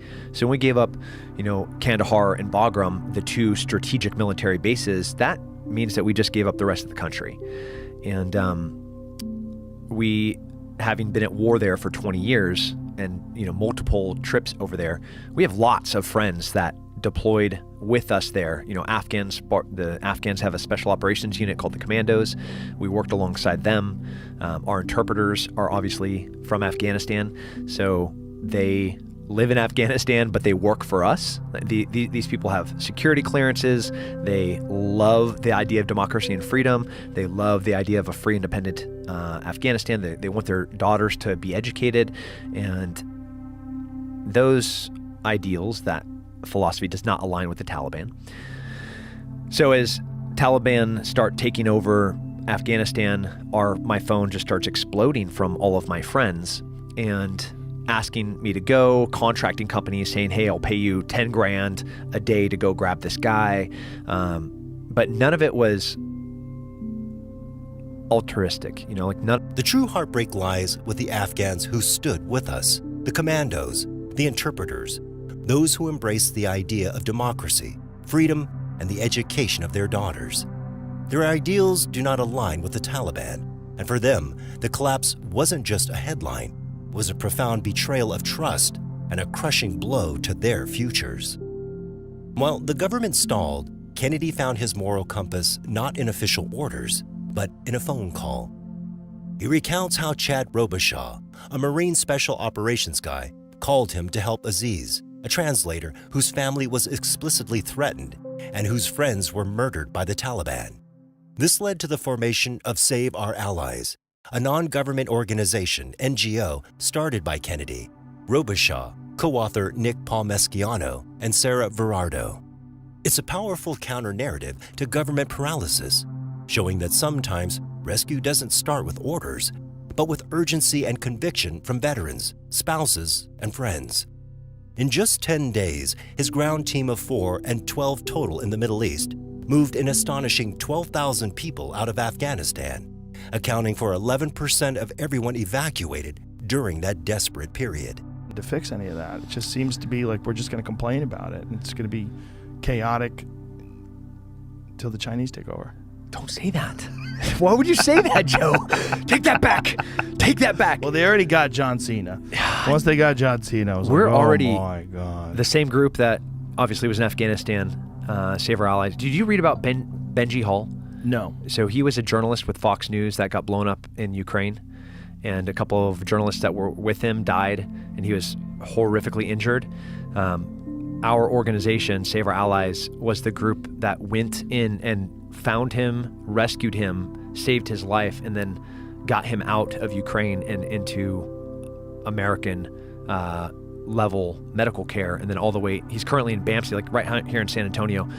And first, it is so cool that journalists are brave like that to go into Kabul, to go into Ukraine, to go down to the border, and to see what is really happening down there. It's like little nod to them. And but that guy, no painkiller after he is very, very seriously injured. His family haven't seen the wounds, so I'm not going to explain them.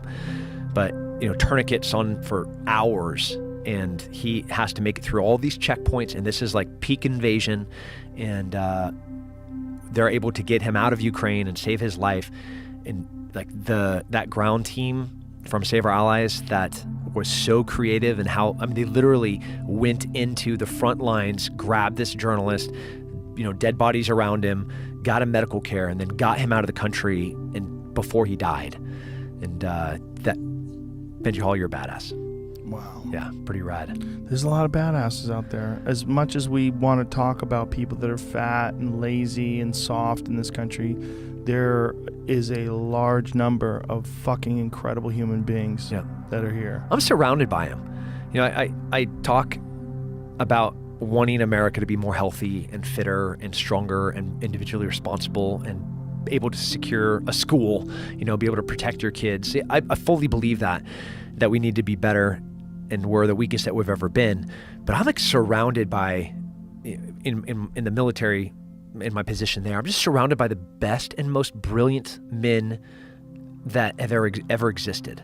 Like, these guys are so incredible. And then the guys that I work with at Sheepdog Response, their heart as servants, teaching teachers, teaching law enforcement, teaching civilians that just want to be better mothers and fathers to be able to protect themselves and their families. Like, how rad is it that they've dedicated their whole entire lives to this idea? Like, they'll teach 14-hour days, they'll come back into the office, start cleaning all the weapons, start cleaning the mats, mopping, sanitizing, to do it all again the next day. And it's so humbling to see how many great humans there are out there, and we so often just like focus at the bad, at the expense of the good never being recognized. But the images he describes from the ground are etched into your soul. What looked like a semblance of an assembly line on television was way worse on the ground. This wasn't a standard military non-combatant evacuation operation, NEO, with clockwork precision. It was run by the State Department, treating the airport like an embassy, with the military confined to the perimeter. This meant tens of thousands of dehydrated people trapped outside, while the Taliban used brutal crowd control, literally dumping a magazine into a crowd of people. Kennedy recalls stepping over babies in water or seeing a small body that's on fire that was burnt alive by the Taliban. He recounts seeing Taliban execute a female journalist on the hood of a car in front of his team, powerless to intervene. This isn't a war story. It's a collapse of humanity. Break anything down. When you're running out the wire to grab a family and come back in, you don't really have time to think about what you're stepping over, but you still see it. And that's the thing that tortures my mind, is I still saw it all, but I didn't have the time to address it emotionally, think about this dead body I'm stepping over, because I'm really busy trying to get to this family. And then when I get to this family and I confirm, we had to be really judicious in how we confirmed who the people were. If I brought back one person that wasn't the right person to bring back, I would consider myself a failure in the whole. Blitzed.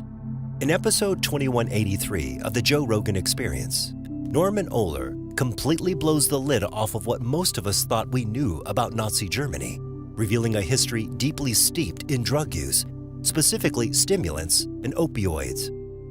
Honestly, it's mind-boggling that his book, Blitzed, was the first to widely expose this in 2015.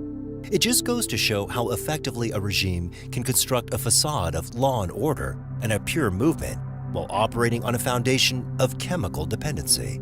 My initial thought was, how did we not know this sooner? I mean, the Nazis were really into meth, basically. They were the first ones to understand that methamphetamine can change the war effort. They basically doped their soldiers. So that was an interesting story that I told in Blitzed, and also I spoke about Hitler's consumption, which is quite outrageous, actually. And while I was doing the research, I was in many archives because I'm not a historian. I usually write novels. I started out writing 3 novels, and then suddenly I became a nonfiction writer. I was trying to understand what does that mean, and I thought it meant to do historical writing, to actually go into archives and look at original documents and not just lean on other books, which is what many historians actually do, which I found out later. They just read books from colleagues and then make up their own shit. But to actually go into the archive is very time-consuming, but I thought everyone does that. Actually, no one does that. So I was looking at all the archives, and at one point I was in the archive of the memorial of the concentration camp of Dachau, so very serious archive, because they host like all the documents, what the SS did in Dachau, and so it's it's an intense experience to go to that archive and actually look at, because they wrote down everything, like every experiment the Nazis did in concentration camps was like written down because it was like pseudoscience. So I found documents while I was researching Blitzed relating to tests with psychoactive substances.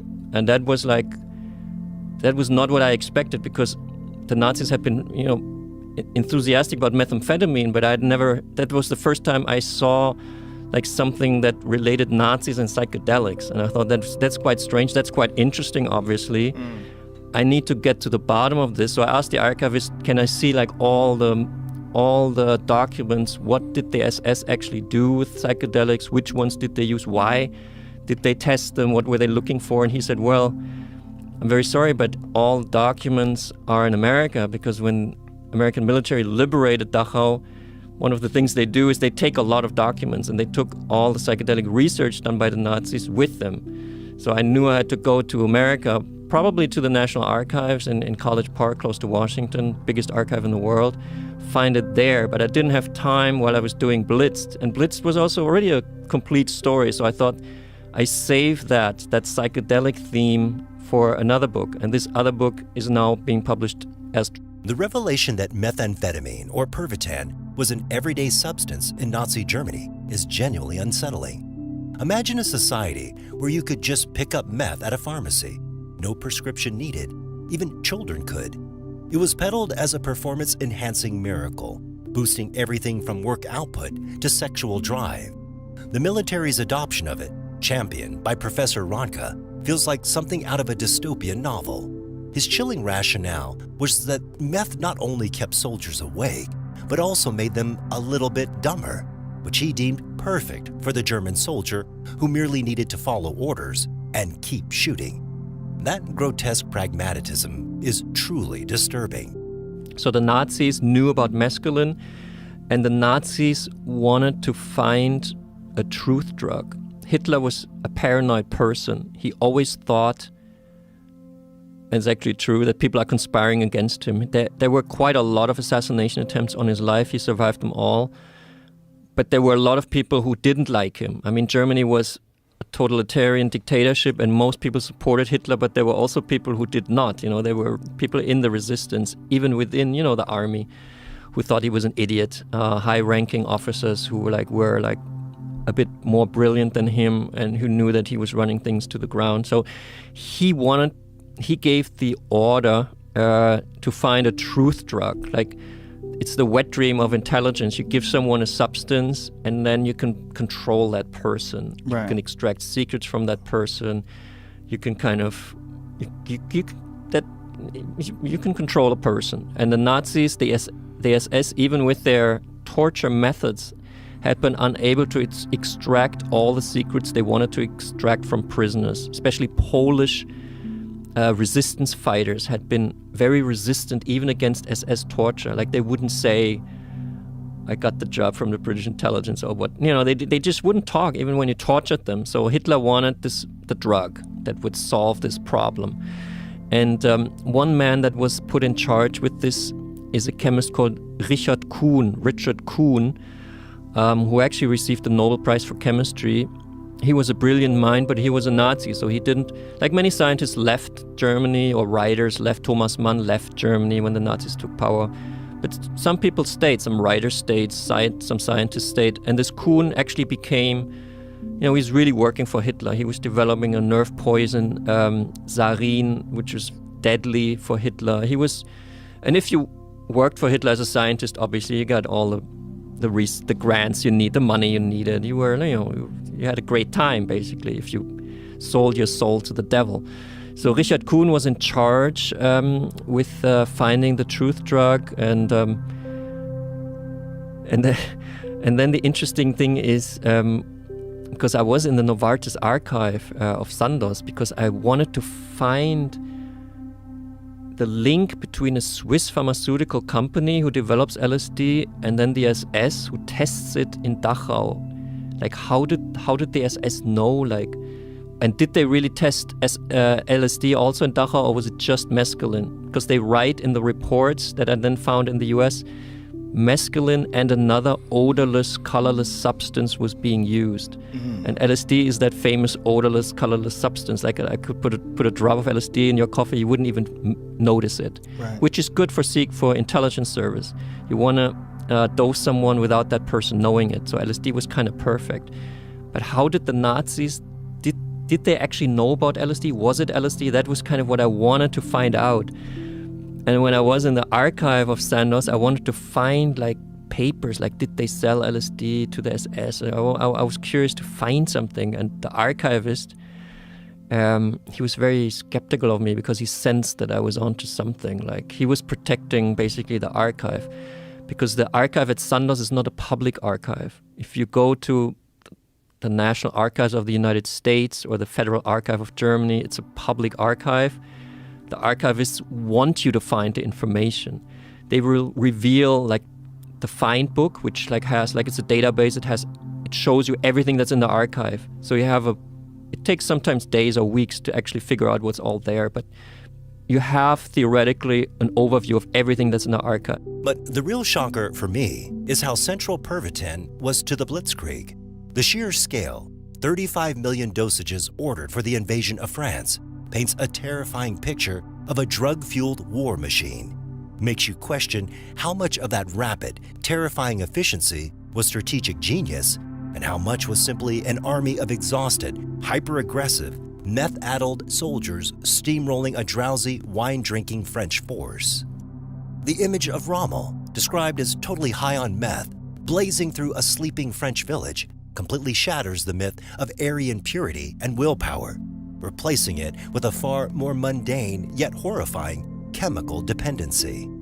And their weapons were not as good. For example, their tanks were not as good as the British tanks. So it was basically there was a lot of doubt that this madman plan by these three young revolutionary generals and Hitler supporting this madman plan would actually work. But then Ranke thought, this is my calling now, this is my hour. And he presented his findings that actually you don't need to sleep for 3 days and 3 nights. On meth, it's possible. If you give enough meth to a person, you can stay awake for 5 days. So suddenly his findings became very interesting. He was invited to the high command. He was giving lectures. He wrote a so-called stimulant decree. I don't know if you want to see that. I found that also in the archive in Freiburg. It was the first official paper by an army where the soldiers were basically invited or ordered, or it was suggested to them to take a powerful, synthetic stimulant, this is the stimulant decree. It says, for example, this was distributed to all the medical officers, so they knew, how to use the meth. So, for example, it says what you could give if someone took too much, like then you give like a sleeping pill. It also says it's quite interesting what are the side effects, and the side effects are aggression. So that was like a desired side effect, you know. So Ranke was suddenly very popular. He was on top of the world. There's another paper I found which shows how many dosages then the German army ordered from the Temmler company just before they attacked France, and this is 35 million dosages. So finding that document was also kind of fun. Yeah, 35 million. Yeah. And so were they on a large dose of this when the soldiers? Well, it's interesting then to see how those 35 million dosages were being used, because they were used asymmetrical. They were handed out especially to the tank troops because the tanks were at the forefront, and these tanks could not stop. So everyone in these tanks was basically high on crystal meth, like all the way through the advance. And there's reports by the French army that they simply could not understand their opponent anymore. Like they didn't sleep. They just chased through. They behaved like madmen, basically. Rommel was seen at one point totally high on meth, like standing in the tank, like the lid was open. He was standing there, and they were racing at night through a French village where the French army had camped because they needed to sleep. Because it's kind of, I guess, funny. I don't know if funny is the right word, but France also had sort of, not a stimulant decree, but they had the rule that in in a war situation, and this had been beneficial in World War I, each French soldier has the right to drink 3/4 of a liter of red wine per day. So when France was attacked by Germany, I think it was 17,000 trucks with red wine drove from the French wine regions to the front lines and distributed the red wine. So the French guys were like drinking red wine, which is a mood enhancer, but it does make you tired, you know, especially 3/4 of a liter. So the Germans were methed up and the French were like kind of drowsy. So that scene with Rommel I described, he's standing in the open lid of the tank going through this village at night, and left and right are kind of the French soldiers kind of sleeping basically, and he just fires with the tank left and right, and he runs over people, and he's like a complete madman. And then there's Hitler himself, whose meticulously kept medical notes by his personal physician, Theodor Morell, were a largely untouched historical goldmine. To learn that Hitler transitioned from mere vitamins to powerful opioids like Dolantine and Eucadol, oxycodone, the very same drug that later fueled America's opioid crisis, is a stunning revelation. And Hitler was complaining of bloating problems. He always was like, he had digestion problems. And Morell, who was like an alternative doctor, gave him like vitamins and a probiotic, which was also new at the time. And Hitler was cured, and he appointed Morell as his personal physician. They became kind of best friends. They were like, Hitler spent more time with Morell than with anyone else, all the way up to the end. So Morell's notes are very interesting to study because he was like one of these German nerds that wrote everything down. And I went to another federal archive in Germany, and I checked out all the papers of Morell, and I could see that basically no one had looked at these papers. Like, Hitler's the most examined person in the world. Like, the most literature about one person is actually about Hitler, but no one had. I mean, the last time someone checked out these notes, I could see it in the record of the archive, was like in 1986, and then someone in 1961. So like I was like the fourth person to look at this. So it's kind of crazy because Morell describes like in detail like what he gives to Hitler, and that's why I'm a little bit surprised by this famous video of him. Like, I think maybe it's a fake, I don't know, because in 36, up until from 36 when they met, and Morell was with him at the Olympic Games until 41, basically Hitler only received vitamins. Vitamin C, vitamin B1, and sometimes glucose, like sugar, was injected into. Maybe he was on a sugar rush, you know, because sugar is a strong drug, because sugar immediately kicks, you know, in the brain. So, but there was no like heavy substances in 36. Not that, you know, Morell wrote everything down, so I don't think he would, you know.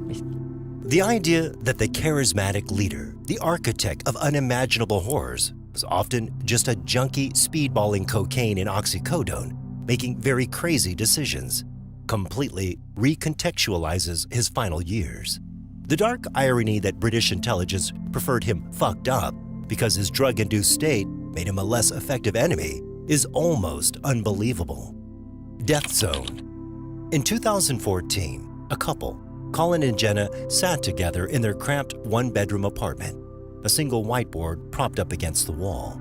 They had no investors, no sponsors, no blueprint, just an idea so audacious it felt embarrassing to say it out loud. Colin wanted to break the world speed record for the Explorer's Grand Slam, to climb the tallest mountain on every continent and trek to both poles, all in one blistering, continuous push. He remembers that moment clearly, not just because it felt like destiny, but because it felt like delusion. He wasn't a famous mountaineer. They didn't have money or connections. And the voice in his head kept repeating the same question. Who are you to think you can do this? There's something that happens when you realize that people can do extraordinary things that makes you believe in the potential, not just in that person, but also in yourself. Absolutely. I mean, you know, Gog is a great example of that. I've never met him, but, you know, I've personally derived inspiration from that guy. I mean, he gets out there, you know, you can't run 100 miles. Like, I'll show you I can run 100 miles, you know, and he's pushing his body to extreme ways. Or, you know, I love what he says about the 40%. You know, I think about it a little bit different in my mind, but like, what are those limits? I mean, I don't know if it's 40% or 50%. People quit, you know, people quit. That I can't voice comes up. And, you know, he's proven it, so has many other people, of actually when you say I can't, can. Actually, when you don't stop, you get stronger. And for me, in my own story, in my own journey, I think that final day, that final 32-hour push proves it. 3 days before that, I'm videotaping all this. I'm trying to capture as much content to be able to share with people of this crazy, weird place that's Antarctica by yourself. And like day 49, day 50, like I'm literally crying into my GoPro being like, I'm running out of food. I'm exhausted. I don't know if I can keep doing this. I'm just like worked, right? But sure enough, I don't say I can't. It's that it was at 40%, was that 50%. That's that moment when I wanted to quit or I should have quit. But then the strongest, most amazing moment of my entire athletic career that spans decades happens 3 days later because I kept pushing. It's not like I rested for 3 days and pulled that off. Like I never took a rest day in 54 days. I pulled my sled 12 to 13 hours every single day. And on the last day, it was the strongest as possible. So I think it proves if we can push through that I can't moment, no, it's not going to work, that you can get there. And unfortunately, we talk about 40% with Goggins. I actually think a lot of people. But sometimes the power of an idea isn't whether it feels realistic. It's whether you decide to treat it as real. And they did. Not in some cinematic flash of confidence, but in a quieter, more fragile way. They decided to see if they could just figure out the first step. So they started embarrassingly small, Googling the difference between marketing and PR. They emailed their only friend who'd ever done any publicity. They built a website, even though they had no clue what they were doing. In those early days, success wasn't measured in viral posts or funding. It was measured in whether they were willing to keep trying when they felt foolish. This, like when I first set off my first world record in 2014, I sat with Jenna in my house, 1-bedroom apartment with a whiteboard, and we're like, I'm going to see if I can set the world record for the Explorers Grand Slam, something fewer than 50 people in the world have ever done, and I'm going to be the fastest. Climb Everest, climb Denali, climb Kilimanjaro, North Pole, South Pole, back to back. I hadn't climbed a bunch of mountains. It'd be pretty easy to say I can't. Oh, and by the way, we have no money to do this. We have no platform. I have like 200 Instagram followers. I have like nothing. But we just sat there and we're like, no, instead of saying I can't, let's say I can. What's the first step to that? We literally get out our laptops and I'm like we're like, we want to build this big media campaign where lots of people follow and get press. Like we know nothing about, we have no background in this. So we Google, what's the difference between marketing and PR? I mean, we are literally asking Google like the most basic of all basic questions. Wow. But we continue to say like, let's get coffee with our one friend who knows something about this. We should probably get a website. How does one build a website? And it goes on and on like this. How long ago did you start this journey? So that was 2014 when we dreamed that up. So the world record was to see if I could, 5 years ago. Yeah, so to see if I could set the world record for something called the Explorers Grand Slam. So it's climbing the tallest mountain on each of the 7 continents. When people look back at what he accomplished, they often assume he had been training for this all his life, that he must have come out of some elite expedition pedigree. But Colin's childhood in Portland was ordinary. Family hikes, a love of the outdoors, a curiosity about what his body and mind could handle. He knew how to use crampons, but not at the scale Everest demanded. He believed in the smallest way at first, that skill and experience could be earned in motion, that he didn't have to be qualified before he began. That belief carried him into the expedition itself. 139 days of non-stop travel, no real rest, each climb compounding the exhaustion. By the time he reached Everest, his 8th and final summit, his body felt hollowed out. Still, he kept going because he understood that sometimes your commitment has to outlast your energy. My summit push on Everest, I'm not climbing with a guide or anything. It's just myself and one Sherpa who I met climbing in Nepal the year previous when I was training for this. And so it's just the two of us, and we climb up into Camp 4. So Everest has, 4 camps. There's base camp, and then there's camps progressively higher in the mountain so you can get your body acclimatized. And we get up into Camp 4. Have you read the book Into Thin Air by John Krakauer or anything about Everest? No. Yeah, okay. There's a famous book that's written about it where 11 people die. And right in this moment, it's called the death zone, where you enter above 26,000 feet. The human body basically can't survive for long, even with supplemental oxygen. And this massive snowstorm and windstorm blows in like kind of out of nowhere, and we're trying to push for the summit. It takes us 2.5 hours just to set up our tent and get inside, and we know like it's over. Like we're not going to summit Everest like in this storm. There's no way. So we just survive the night, wake up the next morning, still getting pounded by this weather, and actually have to climb back down the mountain. So climb back down the mountain all the way to Camp 2, and they're like, well, that's probably it. Like you don't usually like spend a night out in the death zone and like make a second attempt, and you've already tried all these other mountains. You're 100+ days in this journey. And I was like, man, I want to see if I can get back up there. Like, and this other guy who I met on another team had some supplemental oxygen. So I had to use some of my supplemental oxygen. So my supply stores are limited now as well.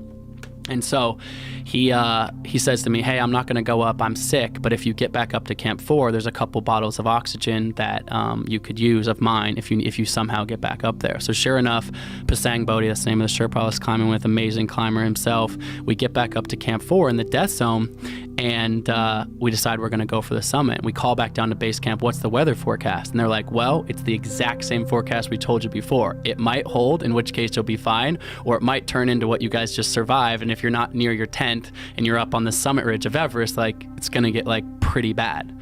And so we kind of go back and forth. Should we go for it? Shouldn't we go for it? We decide to go for it. But this crazy thing happens, which is, you may have read about this or heard of this if you know much about Everest, but basically no one climbed Everest in 2014 or 15 because a huge avalanche killed 16 Sherpas in 2014. The mountain was closed. And in 2015, there was a huge earthquake in Nepal that shut the climbing season down. So no one's even climbed the mountain in 2 years. But all of a sudden, because of these weather delays, I end up there and there's 100 people going for the summit on the exact same day. So basically, traffic jam on the worst fucking place to be in a traffic jam possible. God. So Pasang Bodhi and I would go, okay, let's figure out how to climb this thing. And we leave camp. There's a photo that I took for leaving camp. There's all these lights going up the side of the mountain, and it's because there's one rope that everyone works to put in, so everyone's using the same rope, and all of a sudden, we're behind 100 people. And if you stand there, wind chill minus 40 degrees, like, we're going to get frostbite, like, we're going to not be able to make it. And so Pasang Bodhi and I look at each other and we go, let's unclip from the rope. And so we actually decide to unclip from the rope, climb up all the way to the balcony from the South Call, the death zone area was. Climbing Everest illustrates that you don't have to wait for fear to subside before taking action. Fear and purpose often exist side by side, and progress requires moving forward despite uncertainty. The moment Colin believed his hand had turned black, he felt both panic and a strange clarity that it was truly gone. He'd still have to finish the climb. This demonstrates that courage isn't the absence of fear, but the willingness to act while fear is present. Another lesson is that the difference between a setback and an ending often comes down to perspective. Most climbers who spend a night in the death zone are forced to retreat, consider it the end of their summit bid. Colin chose to view that retreat as an opportunity to regroup rather than surrender. In any ambitious pursuit, reframing disappointment as temporary creates space for a second attempt. Success rarely looks heroic up close. From the outside, people see records and triumphs, but the reality is far messier. A series of compromises, imperfect plans, and relentless improvisation. Colin's final summit push involved patching together spare oxygen, borrowing supplies, and inching up the mountain without the certainty that it would work. This reminds us that achievements are built from persistent, sometimes unglamorous problem solving. I'm on the summit of Mount Everest, top of the world. No words can describe. Wow. So, yeah. Did you experience any discomfort in your hands before? So, we're talking about a lot of this podcast has been about mindset, which is one of my favorite topics. And like, just like we said, you could convince yourself that the salt man is fixing your foot. Yeah. Like, I'm on Everest. I'm at 28,000 feet. My brain's not working very well. I know that the weather's coming in bad, that people are going to get maybe frostbite based on the forecast. And I look down and I see my hands black. Where does my mind go? It's not like, oh, let me think about this. My hand warmer must have broken open in this. I'm like, my hand, and it was weird because I was like, I didn't feel my hand getting cold. My hand feels fine, but I'm on Everest and my hand's black. That means, in my brain, I'm like, I have frostbite. So it's just like, it's a weird thing where you can take your mind, like, a lot of this, the positivity of this. My mind went to the negative immediately, like, your hand's gone, it's frozen off, like, the end. Jesus. So what happened to the people that died? Were they on the rope? Yeah, so unfortunately that day, the weather actually did get pretty bad later in the day. So fortunately I was able to get down before the weather got too bad. But the people that died that day, one slipped and fell down these ropes over on Lhotse, which is the adjacent mountain, but sharing some of the same ropes on the same route.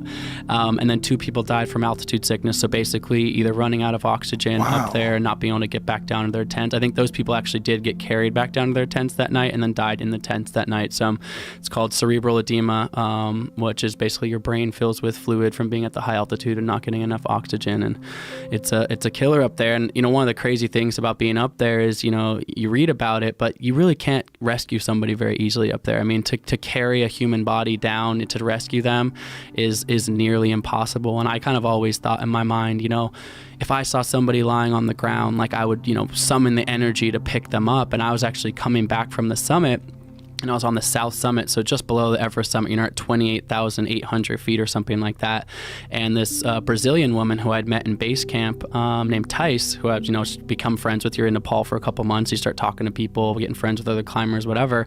And I see her lying on the ground with her head like leaned back and her oxygen mask off to the side. And I'm like, oh my God, like this is the moment that I most feared. Like somebody who I know is lying here on the side of the mountain. And I think to myself, I've got to pick her up. I've got to pick her up and somehow like carry her down this mountain. And I lean over to grab her, and I try with all my might to do anything, and I realize I can't move her 6 inches. Like, I'm completely exhausted. Muscles aren't working. Brain's not working. So I do the only thing I can think to do is I just wrap her in my arms and I say, Thais, like, if you can hear me, it's Colin. You need to get up. You need to get your oxygen mask on. You need to start moving. Like, please get up. Please get up. No response. She was climbing with a Sherpa, another guide right next to her. And they were like, look, like, we're having trouble with her oxygen mask, but we're going to fix it. Like, it's going to be all right. And I was like, just kind of going through this intense moment. I'm like, what do I do? How can I help? And it's this weirdest, I'm not proud of it necessarily to say it, but like there was nothing I could do. At high altitudes, no amount of willpower can override the fundamental limits of human biology. The body begins to shut down in the death zone regardless of your mindset. This applies to other arenas too, whether it's a business operating beyond its capacity or an individual pushing past healthy limits. Ignoring real constraints isn't courage, it's recklessness. Respecting your limits is essential to sustaining progress. Every small decision compounds under pressure. On Everest, adjusting a jacket, clipping into a rope, or taking a sip of water requires focus and discipline. In demanding situations, neglecting these small tasks can lead to cascading failures. The principle is simple. Consistency in the basics sustains you when the stakes are high. Finally, the experience makes clear that the line separating success from tragedy is often razor thin. Great accomplishments don't always feel triumphant. They can feel like exhaustion or simple relief that you survived. Expecting constant inspiration or glory only sets you up for disappointment. Instead, cultivating patience and resilience becomes your most reliable competitive advantage. The story is ultimately about the quiet decisions no one sees.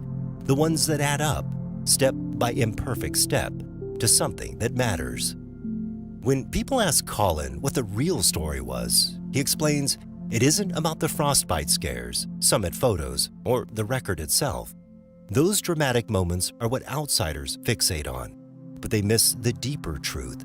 The real story is about the quiet decisions, those countless points when everything in you was screaming to quit, when your body felt emptied out, and your mind was raw, yet you still decided to take one more step.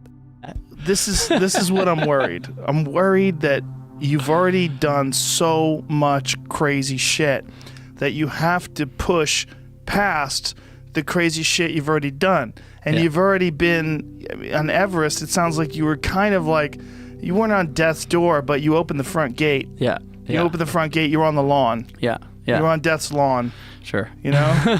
Right? No, absolutely. I mean, like I said, the people were literally died that day. It's what an are you going to try to question. do next? This is the question. Like, do you have some crazy shit in your head right now? You're like, okay, now I'm going to the moon with a fucking balloon. It's funny. It's twofold. It's an interesting intersection. I appreciate that you call me young. I'll take that all day long. Well, I'm 51, so you are young to me.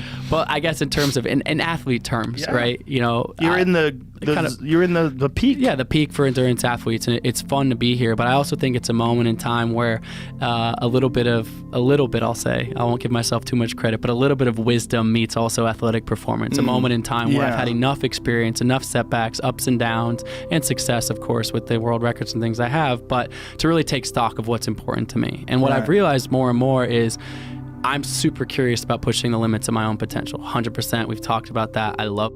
This is the part no one sees or celebrates. the refusal to stop when every reasonable argument said you should.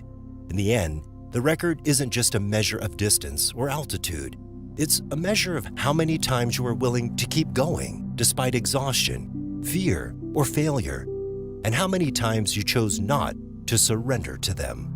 A different human species. In episode 2249 of the Joe Rogan Experience, Joe Rogan, Yannis Pappas, and Chris DiStefano went deep into one of the wildest paleoanthropological discoveries in recent years, the so-called Dragon Man. The ancient human species, officially named Homo longi, was identified from a remarkably preserved skull found in Harbin, China. Though the skull was unearthed back in the 1930s, it wasn't studied in detail until much later, sparking huge debate in the scientific community. The trio marveled at how Dragon Man had a mix of both ancient and modern traits, including a brain size comparable to modern humans, a thick brow ridge, and a low forehead. The skull itself was massive, leading to jokes about how someone might misinterpret skull shapes if they'd come across modern-day odd couples like Shaq and Bridget the Midget buried side by side. You'd think they were two different species, Chris quipped, setting off a round of laughter. Did you see those, they found a new population of humans that existed as recently as, I think, 100,000 years ago? But they found them in China, and they have much larger heads. Really? Yeah, they found out, they thought they were Denisovans, I think, at one point in time, which also is fairly new discovery. They found Denisovans in 2010. But this is another one. This is another new species of human being that they studied, that they found, rather. And they had large heads. Haven't they found 12, 11 different hominids now? There's quite a few. Yeah. There's quite a few, including the really controversial ones like Homo floresiensis or Floriensis. I forgot how to What say was it. that one? What was Those are the controversial Hobbit about people. that The one? island of Flores. They were little tiny 3 foot Squeaks. tall people. Little squeaks. Little twinks. Yeah. Late 1970s. Yeah, there it is. Homo juliensis. Fossils began belonging to 16 individuals were found in 2 different locations in China. They appeared to belong to unique species, thousands of artifacts, stone tools, and animal bones. This one is the larger-headed one. Is that the same one? Joe then tied it all back to the larger conversation about human intelligence, noting that early hunter-gatherers actually had bigger brains than us today. You ever seen that, he asked. They think they're smarter than us in a practical way, like how to survive out in nature. Yannis agreed, adding that modern humans may dominate technologically, but ancient humans had to develop intense problem-solving skills just to eat and stay alive. This led Joe to bring up the expensive tissue hypothesis, which suggests that a diet high in meat allowed our ancestors to evolve larger brains, since energy could be redirected from gut maintenance to brain power. They also touched on Denisovans, another mysterious human species discovered only in 2010. These ancient humans lived in Asia and interbred with both Neanderthals and Homo sapiens, passing along parts of their DNA to some modern populations. But Dragon Man appears to be a distinct lineage, possibly more closely related to us than even Neanderthals. Yeah, that is. Good point. You want to talk about fumes? These kids definitely had fumes. Neanderthals? fumes. Oh my God, What dude. did The they scent smell like? must have been bad, dude. Yeah, big time. Yeah. Here, Jamie. I think this is a different thing. I'm going to send it to you right now. I'm going to send you the title. I just saved it on my phone so I could look at it later. I didn't really look at it too much. Right. But they keep finding these new versions of humans. Right. So it's like, how many of them were there, and why did we succeed? Like, what was so great about? I think we were most vicious, right? And we just Dogs. killed off Has the to other be. ones. Dogs. You think Has to dogs? be. Dogs. That's the answer. I know, dude. Yeah. You're I mean, 100% positive. my street smart says it. Science says it. Like it's nascent, in the understanding of how, but it's pretty solid that that's what gave us the edge. That we trained domesticated dogs. We teamed up with dogs, and we had a symbiotic relationship, and we were able to protect ourselves better. So this is it. Large head people, mysterious new form of ancient human emerges. This is it. So a provocative new piece in Nature's has proposed a whole new group of ancient humans, cousins of the Denisovans and Neanderthals, that once lived alongside Homo sapiens in Eastern Asia more than 100,000 years ago. Brains of these extinct humans who probably hunted horses in small groups were much bigger than any other hominin of their time, including our own species. This is it. The large head people, yeah. So that's it. It is that name, though. Oh. The real kicker came at the end of the conversation. Why did Homo sapiens survive while all these other human species vanished? Joe floated the idea of raw viciousness, that maybe we simply outcompeted or exterminated the others. But Giannis offered a different theory: dogs. That's the answer, he said confidently. We domesticated dogs. We had that bond. That gave us the edge. Joe agreed, pointing out how powerful a symbiotic relationship like that could have been for protection, hunting, and early community building. In short, our survival may have had as much to do with loyalty and teamwork as it did with brain size or tools. Microdosing. In episode 1035, Joe's discussion with Paul Stamets illuminated the profound and diverse roles of fungi, beginning with the Amadou mushroom's historical utility as a fire starter and in warfare, even found with the Iceman. Fungi are portrayed as ancient foundational organisms, with vast sentient mycelial networks forming Earth's natural internet, crucial for biodiversity and ecosystem health. This mushroom is a fire starter mushroom. It allowed for the portability of fire. There's no doubt that we came from Africa. We migrated north. We discovered something new called winter. Oops. This allowed for the portability of fire. You can hollow this mushroom out, put embers of fire inside, and carry fire for days. If your clan could not rekindle fire in Europe in the wintertime, you would die. So this hat's actually made by some ladies in Transylvania. Can I feel that? Yeah, and it's a hardwood conch. Oh, wow. Their intelligence is exemplified by a slime mold mapping the Tokyo subway more efficiently than its human design. Fungi also serves as architects of our existence, creating habitats and influencing ecosystems, sharing deep revolutionary ties with animals. Psilocybin mushrooms were explored as potential drivers of human evolution, with the Stone Age hypothesis suggesting their role in the rapid doubling of the human brain, language development, and fostering leadership traits like courage and empathy through neurogenesis and fear response extinction. Clinical studies from Johns Hopkins demonstrate psilocybin's therapeutic potential for end-of-life depression, PTSD, and addiction, showing significant societal benefits, including an 18 to 27% reduction in criminal activity among former inmates. A personal account detailed psilocybin's role in curing a congenital stutter. In the animal kingdom that we haven't discovered? Well, that stimulates my thought into talking about the microbiome. The mycelial landscapes networks, they don't live by themselves. They select a microbiome of bacteria and other organisms that rest upon the mantle. These fungal networks are the foundation of the food web. Well, similarly, we have a microbiome. And it's really interesting that many of the bacterial diseases that infect fungi also infect us. Our best antibiotics against bacteria come from fungi, penicillin being the obvious example. But we have found now doing next-gen sequencing, and this has never been published before, that the mycelial mats growing in the very same wood chips, in our case, that have been fermented, we had a 1,000-fold difference in the relative abundance of genera of bacteria from the very same wood chips, 2 different mushroom species planted on those wood chips, and the microbiomes that were created and selected for by the mycelium were vastly different. This really strongly supports the concept. This is a hypothesis with quickly becoming a theory. I'll explain the difference in a minute. But this really supports the concept that I've long believed and espoused, that these mycelial networks are not just happenstance. They're creating the habitats and the flora and then ultimately the fauna that are resident within the ecosystem to guarantee the plurality and the biodiversity of the ecosystem by creating the plants that grow up, that feed the animals, the insects to create the debris fields, and then feed the mycelium for the benefit of the progeny of the mushrooms that will form thereafter. So these are deterministic organisms that are setting the stage for ecological evolution. And you think that they're doing this in a conscious manner? Well, see, again, we're a victim of our consciousness trying to define what is conscious and what is smart. And one of the best arguments I've had, my brother Bill is a super genius, is far smarter than myself. And he was editing one of my books, Mycelium Running, How Mushrooms Can Help Save the World.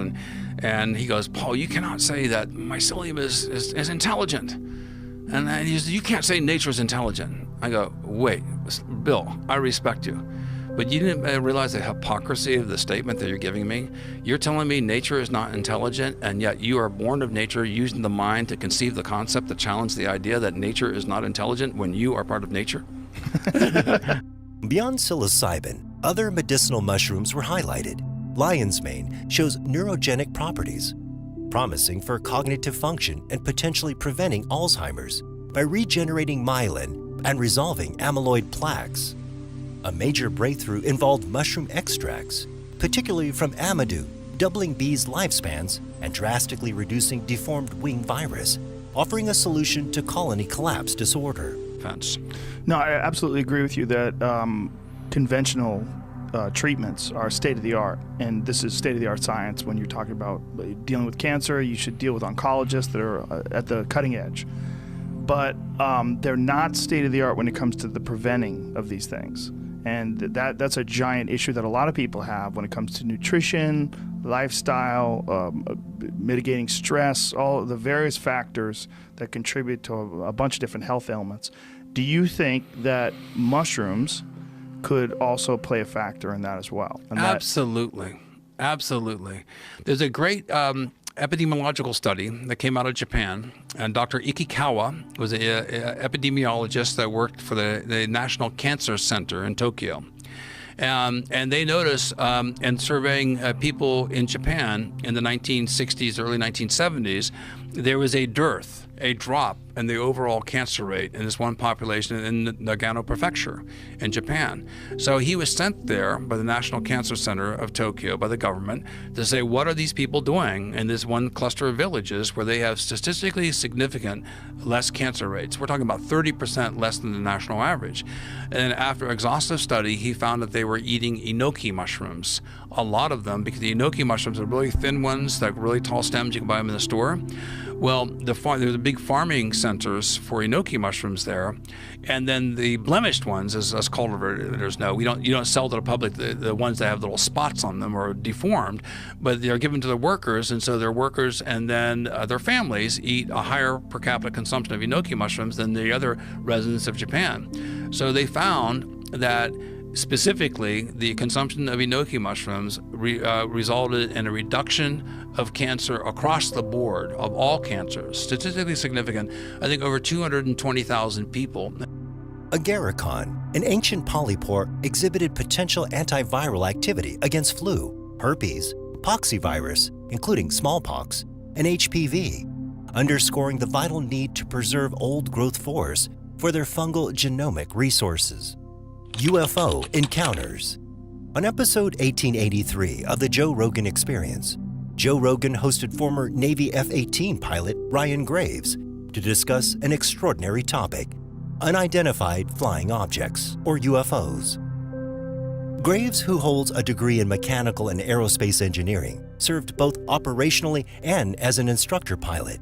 With years of experience flying in U.S. airspace and exposure to high-grade military technology, his first-hand encounters with unidentified aerial phenomena carry notable credibility.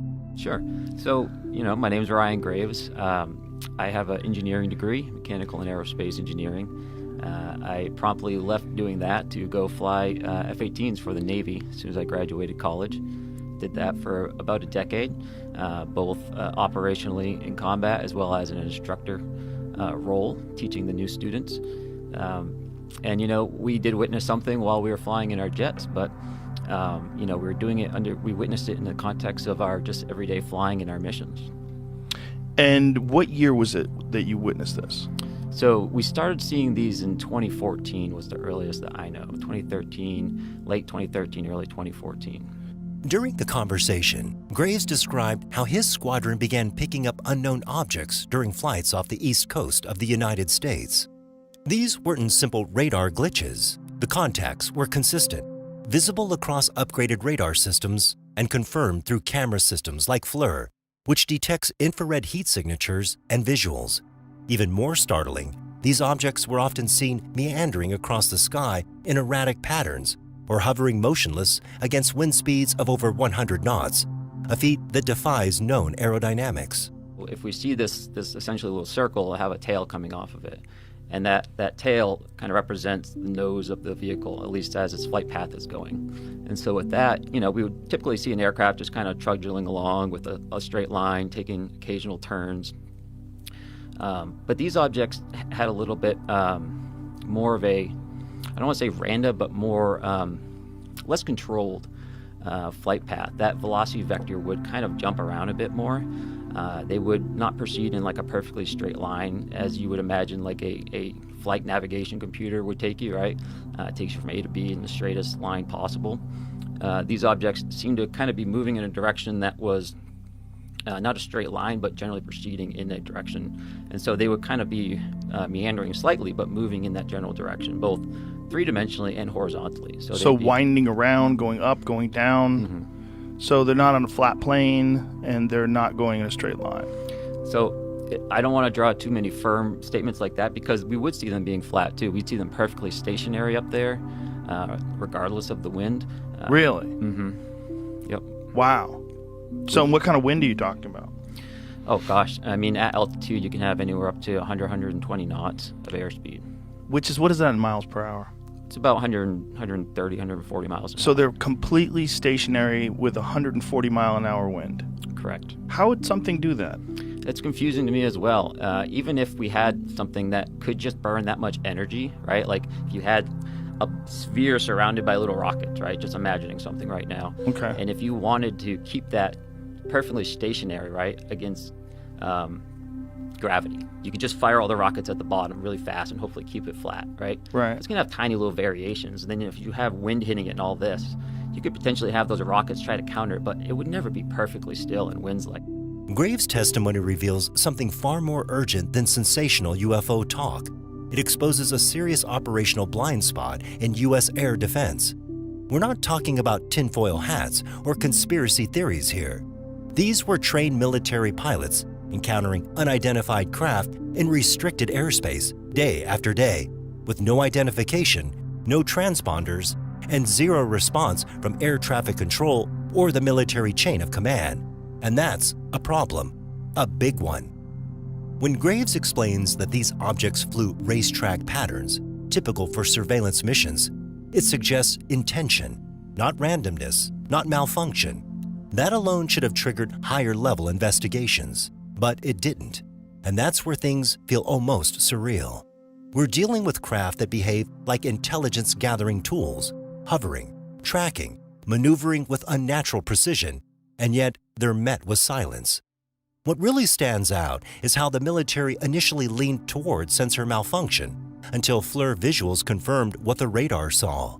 Actual physical objects emitting heat or energy, hovering midair like they were unaffected by the elements.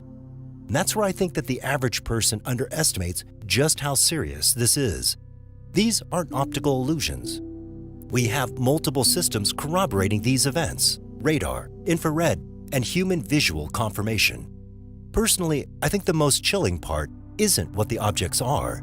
It's the institutional indifference to them. The most advanced military on Earth, with a $900 billion defense budget, encounters daily incursions in protected airspace and just keeps flying. That tells me two things. Either they know exactly what it is and aren't saying, or they don't know, and that's even scarier. So somewhere in the range of an airplane. Yeah, a fighter aircraft would be kind of flying around at those airspeeds, except sometimes they would be perfectly stationary as well. Right. So it's not exhibiting any sort of patterns that you've recognized in the past? No, they have actually. So, although but with the stationary, no, right? Correct. With the stationary, no. With the meandering kind of flight path, no. But I would also see them essentially fly what we call a racetrack pattern. And essentially what that means is they fly in a straight path, and then they do like a 180-degree turn in a certain direction. Then they fly a straight path, then turn again. So that's what we call a racetrack pattern as opposed to a circular holding pattern. we did witness racetrack patterns. In fact, I think there's been some cases off the West Coast just past couple weeks where people have also been observing objects flying in racetrack patterns high at altitude with lights. So I do recognize that behavior, but I don't necessarily think that means we have to attribute it to normal behavior necessarily. Interestingly, similar cube-shaped UFOs have been sighted elsewhere, from El Paso, Texas, to Missouri and Colorado. Civilians have reported and recorded sightings of similar floating cubes, some glowing, some silent, and some accompanied by humming sounds. These recurring appearances have sparked theories about the shape's purpose. A cube, Graves speculated, could be structurally efficient for housing tech or maintaining propulsion systems. It might even be ideal for stacking or docking, like modular spacecraft. So that happened when we visually saw one. And the first time we visually saw one, the object was directly at what we call the entry point of the area. So, that box that I told you about in the sky that starts 10 miles off the coast, there's a particular GPS, location and altitude where incoming traffic will fly in, and outbound traffic will fly in the exact same spot, but will fly out 1,000 feet lower. There were 2 aircraft from my squadron, VFA 11, and they flew, took off as a flight of 2. That means they're essentially flying in a formation like this. And as they hit the area, one of these objects went right between the aircraft. The lead air crew saw the object. The Dash 2 aircraft crew did not, which is not surprising because they're usually, you're very focused on flying formation. You're just staring right at that aircraft. The lead really has actual leeway to look around. So he saw it, and, he immediately came back. I have to assume he didn't have it on his radar because he wouldn't have flown through this object at the entrance point.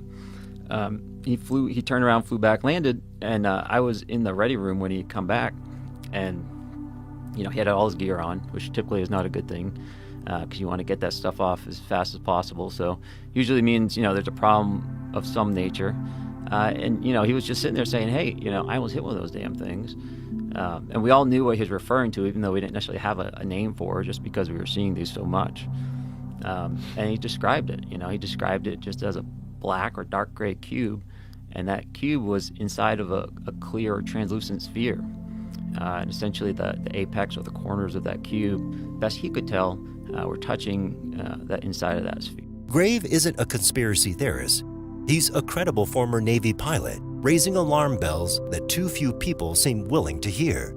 And the fact that we've normalized unidentified craft in defense-sensitive airspace, that's not just negligent, it's terrifying. Humanity's ticking time bomb. Turning to different existential threats, Joe had a discussion with Michael Malice in episode 1952 about the potential for humanity to face extinction due to natural disasters, specifically focusing on super volcanic eruptions. Joe Rogan didn't hold back when discussing the terrifying reality of super volcanoes. On his podcast, he explained that it's not just the eruption itself we should fear, it's everything that follows. The reality of human life is that we're subject to a host of uncontrollable natural disasters that are imminent. Yes. They're going to happen. Yes. Yellowstone's going to blow. We're going to get hit by an asteroid, and we might nuke ourselves too. Like all that stuff is real too. So that's all on the table. And also, I've talked to enough people that are they're really educated in the history of ancient cultures and ancient civilizations, and the evidence of natural disasters wiping people out and people having to start from scratch. It seems like we're a part of this giant never-ending cycle of getting knocked back into the Stone Age and then rebuilding to a new version of complex society. I think we're on a version of that now, but I think there's been many versions of that. And I think that that's also on the table for us. But I think it'd be a lot easier for us to bounce back than someone 2,000 years ago with our technology and our ability to... No, not at all. Not at all. Because when it hits, first of all, very few people survive and everything goes to shit. There's no electricity, no generators work, there's no one pumping oil, No one knows how to make a generator. No one knows how to make a cell phone. So all that technology is lost. Well, the Jim Baker people do. Wait, so what would this be? Like a meteor? Other than a meteor hitting the Earth, what would cause this? Super volcano would kill almost all of us. The Yellowstone super volcano, it's a caldera volcano. Like they didn't realize that it was so big until somewhere in like the 2000s, I think it was. They did satellite imagery and they realized, oh my God, that's the caldera of a volcano. Like this Yellowstone thing. We thought it was just this crazy place with hot springs. Like, no, that's a super volcano that is a continent killer. And it blows every 600,000 to 800,000 years, and everyone dies. Like, the whole fucking country. If Yellowstone explodes, entire regions of the U.S. would be buried in ash. And that's just the start. Ash would rise into the atmosphere, spread around the globe, and block out the sun. That means no sunlight, no crops, and a sharp drop in global temperatures. It's an extinction-level event, Joe warned. Michael Malice suggests that maybe people in bunkers could survive, but Joe was skeptical. Modern life depends on fragile systems. Generators need fuel, but what happens when no one's around to pump oil? Even solar power wouldn't work well under an ash-covered sky. You're not just surviving the blast, Joe said. You're surviving the collapse of everything. He pointed out how overconfident society has become. We focus on problems we can see, like pollution or politics, while ignoring the ones we can't control, like a volcano wiping out civilization. These events have happened before. Joe mentioned the Toba eruption in Indonesia, which may have reduced the global human population to a few thousand. It's gonna happen. And they create fucking islands in the middle of the ocean. That's what Hawaii is. Yeah. It's a fucking volcano that's sprung out of the ocean. And now you go vacation there and put fucking suntan lotion on, sit out there and have margaritas. You're on a volcano. The scary part, these disasters don't follow human timelines. The Yellowstone volcano last erupted 640,000 years ago, and eruptions seem to occur every 600,000 to 800,000 years. So by that pattern, we're due. Joe reminded listeners that 100 years might feel like forever to us, but to the Earth, it's nothing. And it happens every 600,000 to 800,000 years, and the last time it happened was like 600,000 years see, that's another reason Texas should be its own country. Well, we'll get hit. We'll get hit. We're all going to die. If that happens, we're fucked. Like maybe people in New Zealand will live, and those folks would be the new people. You know, it's happened before. Was it the Toba? Was that what it was? Yeah, in Indonesia. There was a Toba volcano in Indonesia 70,000 years ago. They think knocked the human race down to a few thousand people. Holy shit, really? Yeah, okay. Yeah. These things happen, man, and they happen with regularity. In terms of if you look at the timeline of the Earth, they happen all the time. It's just when. Is it going to happen now, or is it going to happen 1,000 years from now when we have enough technology to mitigate its effects in some way? But when it happens, you get nuclear winter. Everything dies. No crops. Nothing. The sun doesn't get through. The skies are filled with ash. You can't live no food. You can't really live your life with concern about something like that happening. I'm not living my life with concern. I'm saying that's also on the table. Sure. So that's why I'm gray. Okay. Get it? Because I'm like, yeah, this hopefully it's going to be great, but maybe not. And for all of us, the end is going to suck. For Joe, the message was clear. Humanity is fragile. We may have smartphones and skyscrapers, but they won't save us if the ground beneath us decides to blow. We're ants playing with fire, he said, and one day, nature could strike back. The end of America? Transitioning from the cosmic to the societal, Joe Rogan and Tim Dillon had a pretty dark but also hilarious discussion about the potential fall of America. Joe started by thinking about the fall of the Roman and Greek empires and wondered if the same thing could happen here. He figures the people of Rome probably felt their empire was permanent, just like many Americans feel today. Just pull out some guy who's not supposed to be here. Just a cashier at H-E-B, someone from MS-13. Yeah, that's what I was thinking. Get him in. Someone from Tren de Agua and Lauren Sanchez and Gail King and, Oh, you see they released the footage, dash cam footage or police footage of the guy who they're saying was just a father the Maryland father. Yeah, as he got pulled over with 8 undocumented people in his truck. They were all supposedly staying at his house. Yeah, I didn't see that. But the wife had a restraining order against him, a protection order. I saw that there was a 2021. restraining order. I saw that he was hanging out with 2 guys that were in MS-13. Yeah, they released the. Yeah, he's definitely sketchy. They But have it's made a not, few he's mistakes. not this Maryland father. No. The guy that scares me is the hairdresser. The gay hairstylist? Yeah. I Or want to know there's a what's guy going with on a tattoo. And his That's him. The hairdresser has a the mom and autism. dad. Oh, no. Oh no, there was a guy with an autism awareness tattoo, and they thought it was like an MS-13 tattoo, but it doesn't look like an MS-13 tattoo. It's a literal. The problem is everybody's a liar. You don't so know. the liberals are liars and the Republicans are liars. Everyone's lying. They're all lying. And if they did ship some Ironically, the hairdresser- only people I trust are MS-13. And Because podcasters. they'll tell you. And podcasters. Podcasters and MS-13. That's all I trust. I would love if you just had MS-13 on. Just 3 guys with tattoos. Because, by the way, there would be no outrage. That's what's hilarious. Right. If you had 3 MS-13 gang members, not one person would go, why did he have that Why did them he on? platform them? Nobody would. But if I have Ian Carroll on. If you have anyone else on, it'll be a horrible thing. But if it was 3 guys, MS-13 with head-to-toe tattoos, who admitted to killing multiple people, and you said, now tell me about what it's like to grow up in San Pedro Sula or whatever, and it would be okay. Tim Dillon's take is bleakly funny. He thinks America will come apart, and it'll be in one of the funniest, most absurd ways possible. He sees everyone, including himself, as just trying to get theirs, like grifters circling a dying empire. This self-serving mindset could lead to totalitarianism. Joe asked Tim if he thought we're heading towards a CCP-style totalitarian government. Tim thinks it'll be more chaotic first. He envisioned giant swings between political extremes, with parts of the country becoming unlivable due to crime, homelessness, or climate issues. Well-off or well-connected people will retreat to enclaves, which he noted is already happening. Eventually, this chaos paves the way for a dictator or strongman to rise, promising to fix the broken system. This new leader, however, likely won't act in the best interest of the people. Yeah, I mean, you need Sergeant Slaughter from the old WWF.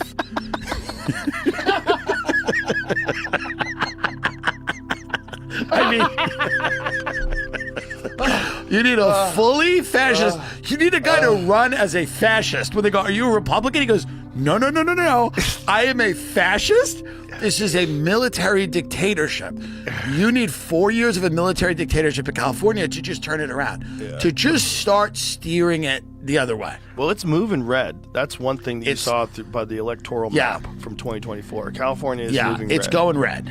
Yeah. There's slowly only but so many surely. times you can wake up in a $4 million house with a gun in your mouth before you start thinking differently about it. You know? Did you see they were trying to pass laws where they're deciding how much violence is enough violence if someone breaks in your house? Like, Yeah. you shoot them too many times. Right. You know, No, in it's- the middle of being terrified, you're like, Absolutely. They will always take the side of the people that are trying to destroy civilization. Do you always. think Always. that when you don your tinfoil hat and Velcro the chin strap, do you think that this is a grand plan to destroy civilization? I think what you have, I don't know if it's a grand plan, but I think what you have is you have 2 things that are happening simultaneously. Tim describes how the masses could be controlled. They'll be kept distracted by entertainment, consumerism, and simple goodies. Imagine, he says, a leader telling people elections don't matter and offering a coupon for a chicken sandwich instead. People just might say fuck it and go along. You'll have Netflix and Domino's, maybe told you can't drive because of climate rules, and you'll just accept it. They'll feed you propaganda, and most people will be pacified by the goodies and won't even remember when they were free. Joe and Tim fear that this generation might be the last to truly experience freedom. The kind of freedom where you weren't constantly tracked, where you could say what you wanted without it being recorded forever on the internet. The last people that seem to want to be in politics are people that believe in like nothing. they're like empty suit, Gavin Newsom types who just really don't seem, they just, whatever room they're in. Wait a minute, have you seen his podcast? Yeah, well, that proves my point. That proves my point now, right? He's a believer. So now he's like, oh, things are going right, I'll go to the right. Things are going to the left, I'll go to the left. So you have like these people that just don't, they will not, like Sanders or Trump, whatever you think about them, they're not going to like, quote, stand on business. They're not going to tell people, here's where I'm at. This is the way I feel. They're just empty vessels. And then at the same time you have that happening, you have the craziest people in the world that somehow have gotten hold of a ton of money and a ton of influence on social media. And those empty suit politicians are like scared of these lunatics that believe the craziest things you've ever heard. So these politicians are just like taking edicts from these crazy people online who tell them that we need the stabbing wagon and we need all this stuff. I don't know how that happened. That somebody should look at that, how that happened, and study it. And I think it's a lot of these politicians are deeply corrupt, and I think they're terribly afraid of whatever corruption they're involved with coming to the surface. And it could be personal in their personal life. It could be with the state. I think, the mismanagement of money, of resources, all of that stuff. So if I was a really corrupt politician, I would just do the craziest left-wing shit so that I could never be accused of anything. Good move. And I would just let them do whatever the hell they want. I go, yeah, well, fucking whatever. What? We got a new law that says they got to draw blood in your house from you before you can defend yourself. Tim painted a picture of a future hellscape that's so controlled, people born into it won't even realize they're not free. They'll be satisfied with small comforts, like finding their favorite creamer. The books about freedom might be burned, and society will be built on addiction to celebrity, with leaders who are famous faces telling you on TV how good things are, and you'll just agree. It sounds like a dystopian horror movie, but Tim delivers it with a dark comedic edge. Time travel. Finally, a topic everyone often talks about. Joe Rogan and Bert Kreischer explore Terence McKenna's theory of time travel, a theory that flips the Hollywood version on its head. In episode 1821 of the Joe Rogan Experience, McKenna suggests that time travel isn't about visiting the distant past or changing history. Instead, it can only begin once a time machine is created. In other words, if the first time machine is invented in June 2022, you can't travel back to April 2022. You can only travel forward or to points beyond June. The machine becomes the starting line for all time travel. Yeah, so everything is multiverse now. It's really interesting because what it does is, as a tool, as a writer, and as a tool for the people that are creating the film, it allows you to, there's no timeline is locked in. You can do whatever you want. You could have people come from other dimensions. You could enter into the dimensions. You go back and forth. You could just, you're not locked into, 2022, living in America. This is where it's going down. The aliens have landed. No, you go back and forth in time. You disappear. You come back. You have other Doctor Stranges come from other dimensions. Oh, wow. I like the multiverse. It's pretty dope. It's crazy. Have you seen that new movie, Everything Everywhere All at Once? No, but I keep hearing amazing things about it. Yeah, we just saw it this past Did you go to the movie theater? Weekend, yeah. Look at you, like a regular person. Yeah, I like it. Yeah. How was it? Tell me what it's a multiverse kind of movie, it's right? like that. She ends up figuring out how to switch into her different lives and like take different times, different lives that she's lived throughout all of time. Wait, what the and fuck? Fast forward and rewind and use these things to her advantage and try to accomplish things. It's crazy. Oh, I love time travel. Yeah, it's wild. This idea sparks a deeper discussion on the implications. If time travel becomes possible and widely accessible, Joe and Bert speculate that time itself could lose meaning. Events might unfold simultaneously, and with advanced technology, we could effectively become immortal, jumping to futures where medicine, consciousness, or even physical form have evolved to godlike levels. But here's the catch. What happens to originality and invention in a world where anyone can leap through time? If someone travels to the future, grabs a new idea, and brings it back to the present, how can we ever determine who invented what? Joe points out that in such a world, intellectual property could collapse entirely. There'd be no clear beginning to any innovation. What he was saying, you can't travel where there are no roads. So once a road gets built, then you can travel. So once a time machine gets invented, then anyone from the invention of the time machine forward to forever can come back to that moment and can go to any point in time from that moment to the end of time. So all time ceases to be linear. So there's no like tomorrow will be Wednesday and the next day will be Thursday. No.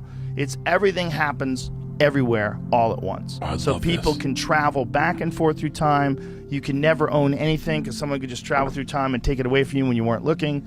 Like as time travel gets more and more sophisticated, you can go back and forth in time while you're talking to people. You know, if you don't like what you said, you could rewind and start all over again. If you're in an argument with your wife, you can go to the library and get information and come back and go, actually, you know, Herodotus once said, and then bam, your wife thinks you're the smartest guy in the world. Like this, but there would be no normal life anymore. It would the world itself would be completely unrecognizable because time would mean nothing. You'd be able to travel back and forth through time. All right, so then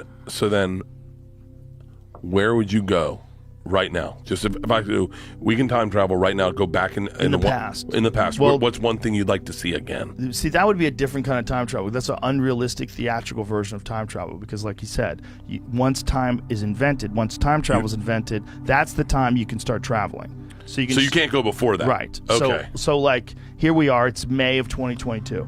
If time travel is invented in June, we're not going back to April. You can't go back to April. Okay. But you can go from June to a million years in the future and see what people look like.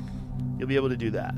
But they'll be able to come back too, and everything's going to be happening everywhere all at once. There's not going to be any sort of structure to life. There's not going to be anything in terms of money, possessions. As long as you could freely time travel, there will be no time. Everything's going to be moving around, and also instantaneously you'll become immortal. Because whatever we have right now in terms of technology, what we're going to have in a million years is going to be godlike. And you're going to be able to travel to that if in fact that actually does even take place. Because the question becomes what is the future if time travel does exist? So if time travel exists in June of 2022, is there even a future? Does it even take place? Because how can anybody invent things when they can just travel to a point where someone invented it already? But how are they going to invent it already if you can just travel to the future? And do they invent things still? Or do people, if they do invent things, what's to stop people from going back before them and taking the idea and introducing it before that? Thus, there'll be no intellectual property. Joe then brings up Roland Millett, a professor from the University of Connecticut, who has spent his life trying to build a time machine. Motivated by the tragic death of his father, Millett created a theoretical model for a working device. However, it requires a staggering amount of energy, something on the level of the sun's output, making it nearly impossible to power with current technology. Even more heartbreaking, Millett understands that McKenna's theory makes his mission impossible. No matter how powerful the machine, he can't travel back to a time before it existed, meaning he can never reach his father. Think about that. Is there someone working on time machines right now? There's got to be, right? Well, there's a guy named Ronald Millett. I think he's out of the University of Connecticut, if you Google this. And he's got the craziest Spider-Man character origin story. His father died, and he became obsessed with time travel because he wanted to go back in time and save his father. So he became a professor studying time travel, and he came up with a workable model of a time machine, but it requires immense power. That's him. Ron Millett built a device that illustrates the principles he believes could be used to build a time machine. But he was one of the people that came up with one of the first people to come up with the realization or the revelation that once that time machine was invented, his dad died in from Vietnam. then, yeah. But it is really like a comic book superhero sort of origin story, isn't it? Yeah, well, it's a great origin story. Yeah. So this guy has become obsessed and has been working. To close out the segment, Joe recalls Kurt Gödel, the early 20th century mathematician who developed a solution to Einstein's relativity equations. Gödel's model includes a rotating universe that theoretically allowed time travel, but it required a machine as large as the solar system. Altogether, the conversation blends scientific theory, personal stories, and speculative philosophy to explore the complex challenges and mind-bending consequences of time travel. The Cloward-Piven Conspiracy. What does anyone know about the Cloward-Piven strategy and its possible use by governments today to push toward a Great Reset? The Cloward-Piven strategy, originally proposed in 1966 by sociologists Richard Cloward and Francis Fox Piven, involves overwhelming social systems like welfare and border enforcement to trigger systemic collapse. This crisis then forces the implementation of new policies. Throwing out sources, but there's this book I read. It's called The Critical Turn in Education. It was published by a Marxist at Iowa State University named Isaac Gottesman in 2016-15, one or the other. And right from the beginning, one of the things he's explaining is that people with their ideology of education, which is called critical pedagogy, actually had captured our schools of education virtually entirely by 1992. That's the date the Marxists themselves say, this is when we got the schools of education. So I try to explain this in this documentary that I've got coming out in May called Beneath Sheep's Clothing, and it's very simple. If you get the colleges of education, then you're going to get the teachers. And if you get the teachers, then you get the kids. And if you get the kids in a generational strategy, you get the future. And that was, they own the schools. Like, they own the manufacturing plant where we build teachers and administrators. They're called colleges of education. They have a virtual monopoly on producing them. And they have said, in their own words, that their ideology has run the schools since 1992. That's, if we're keeping track on our fingers, 32 years ago. Well, this is what Yuri Bezmenov talked about exactly. in the 80s. Yeah. Yeah, that's why it's like I say what I just said, and then Yuri in the trailer to that film, which is at the top of my Twitter, if anybody wants to see it. Let's see it. We go back and forth. Yeah, it's like right at the top after Let's my see the trailer. Cool book. When does this come out? End of May. Most people are blissfully unaware that all this is going on. That's why I'm writing books and making movies where I could be going out and enjoying my life. Yeah. I do like traveling around. I like getting to meet people. I've got one of my, I don't know if you know who Tiffany Justice is with Moms for Liberty. No, well, yeah. But she says all the time, who knew we were going to make so many cool friends in our 40s? Right. Lindsay explains how this tactic is reportedly being used by the Biden administration, George Soros's Open Society Foundations, and the United Nations, pointing to the ongoing border crisis as a deliberate example of overwhelming government resources. The conversation warns that such crises paves the way for drastic policy changes, such as implementing a global digital verification system, which could monitor and control populations, much like China's social credit system. Lindsay cautions that this worldwide verification system could threaten personal freedom, autonomy, and privacy. Rogan echoes concerns about the erosion of true freedom, emphasizing the importance of respecting private actions that do not harm others, distinguishing clearly between public and private life and adult versus child interactions. It's very bizarre that they would choose to demonetize something that's someone's legitimate opinion about a very worrisome trend.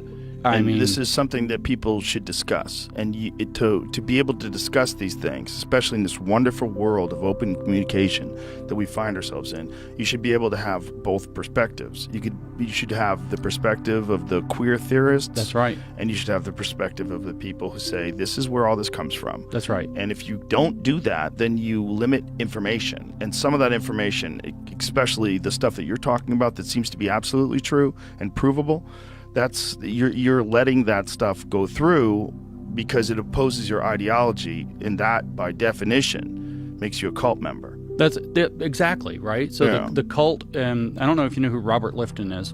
Robert Lifton he's kind of weird now. He's still alive, but he was you would talk about gangsters doing infiltration. This dude was in Hong Kong in the 1950s, and he started interviewing guys that were going through Mao Zedong's brainwashing prisons, and then when they would get thrown out of China after they'd get out of the prison after 3-4 years of getting brainwashed, started interviewing them, what did Mao do?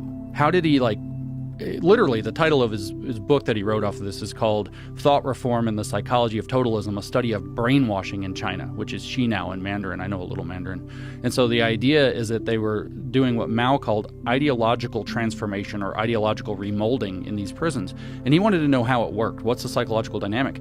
And he said there are 8 primary characteristics, and God only knows if I could rattle off 8 things from memory, but the first one is milieu control. In other words, you have to completely control the environment of the people that are within it.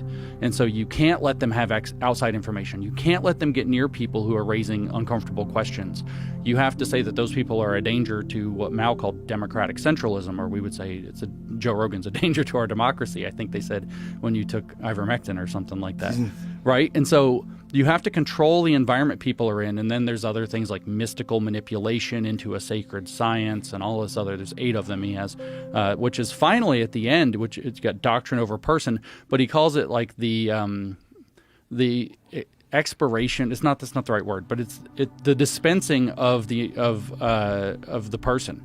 So the people who go along with it, who are in the cult, are treated as people, and the people who don't go along with it have to be treated as non-people.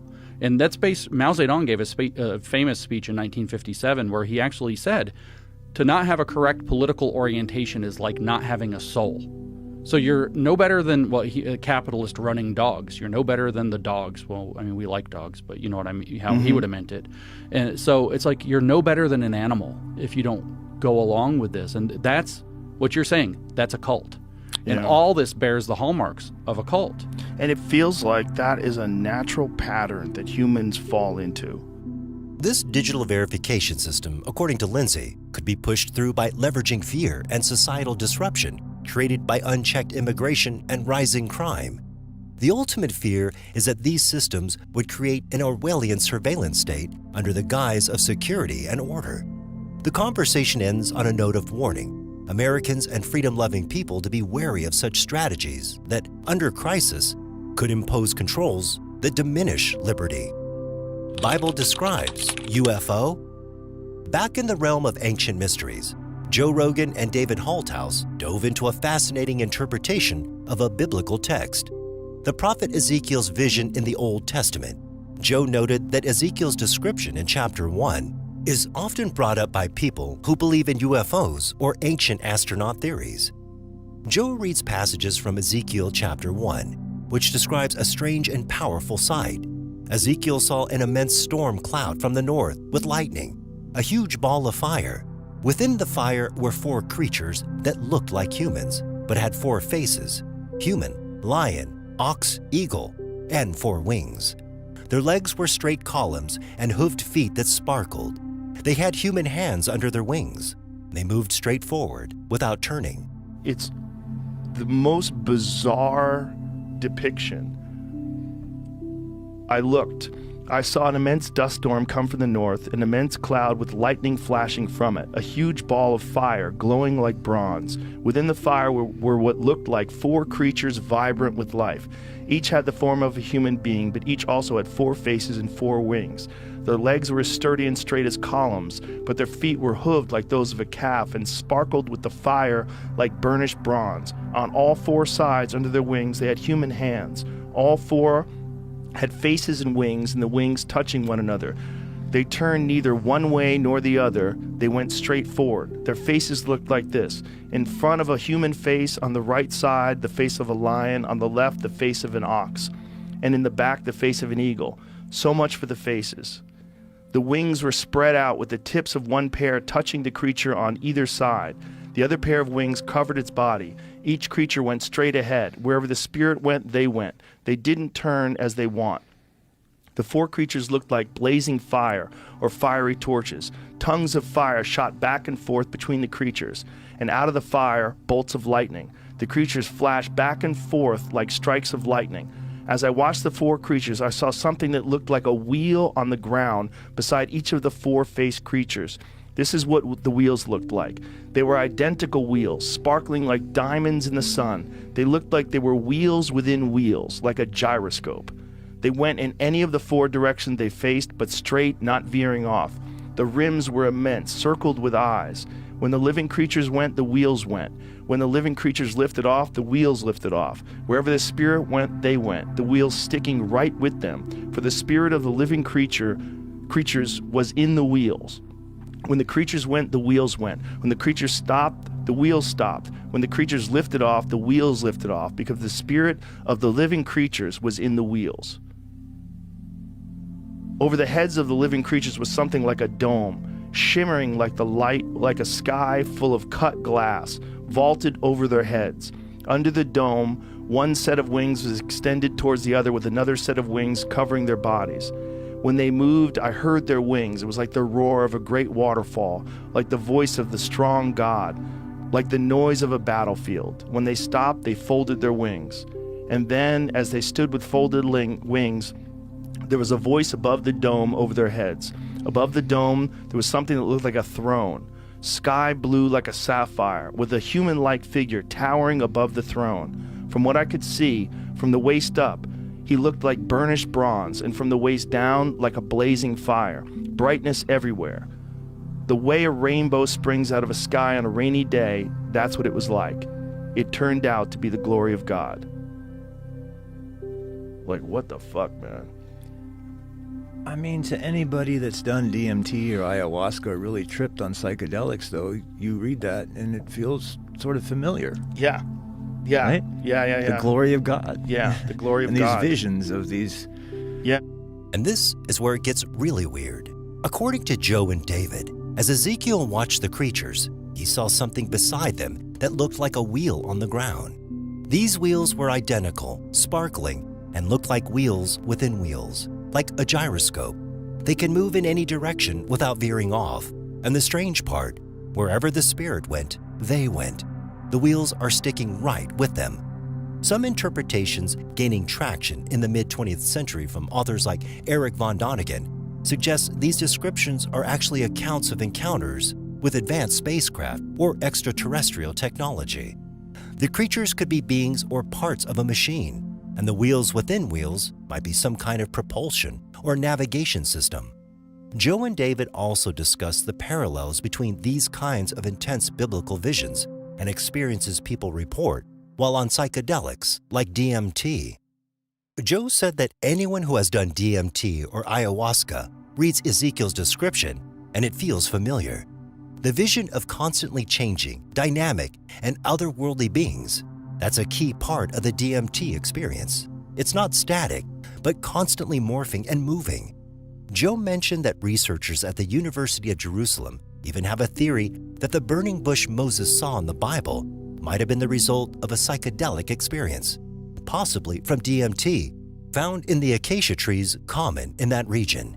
And the fact that these things are like constantly changing their appearance. Yeah. Like, that's the thing about the DMT experience, is like, it's not a stationary, static experience. It's like constantly changing and moving in front of you. And to see something like that in the sky. And the fact that it's so noteworthy that they wrote it down in the fucking Bible. Maybe he found some of those mushrooms, you know? Yeah, maybe. In the cow shit. Well, you know, there's a university in Israel, I think it's the University of Jerusalem, that theorized that the Moses experience of the burning bush was a DMT experience. And that what this is like, when you say Moses saw the burning bush, well, what kind of bush would burn that would give you a psychedelic experience? Well, the acacia tree. The acacia tree, which is very common to that area, is rich with DMT. And how do you psychoactively acquire DMT? You smoke it. Mm-hmm. So you're smoking this tree, this burning bush, and you're seeing God. And God has brought you 10 commandments of how to live life, which sounds like a lot of what you experience in the DMT experience. When you have that and you have these contact with the entities, they kind of give you guidelines of how to live. Yeah. It felt to me like a massive amount of information being downloaded, but that it was guiding in nature. Yeah. But very difficult to hold on to. Yeah. Like, you're like, what is it? So, like, it's probably something you'd want to write down. Yeah. Like the 10 Commandments. Yeah. Well, again, back to the Krishnaism, Prabhupada, that was his thing. It was like, you can't hold on to it with psychedelics alone, and you don't need psychedelics to get a hold of it in the first place. Right. Was what he was preaching. And he probably recognized that the problem with taking psychedelics is that it's so accessible. You just take it. I mean, it's the beautiful thing about it. But you also could say without... The idea is that these intense, seemingly supernatural visions described in ancient texts could potentially have a chemical explanation. Or perhaps the substances allow access to seeing things that are always there but unseen.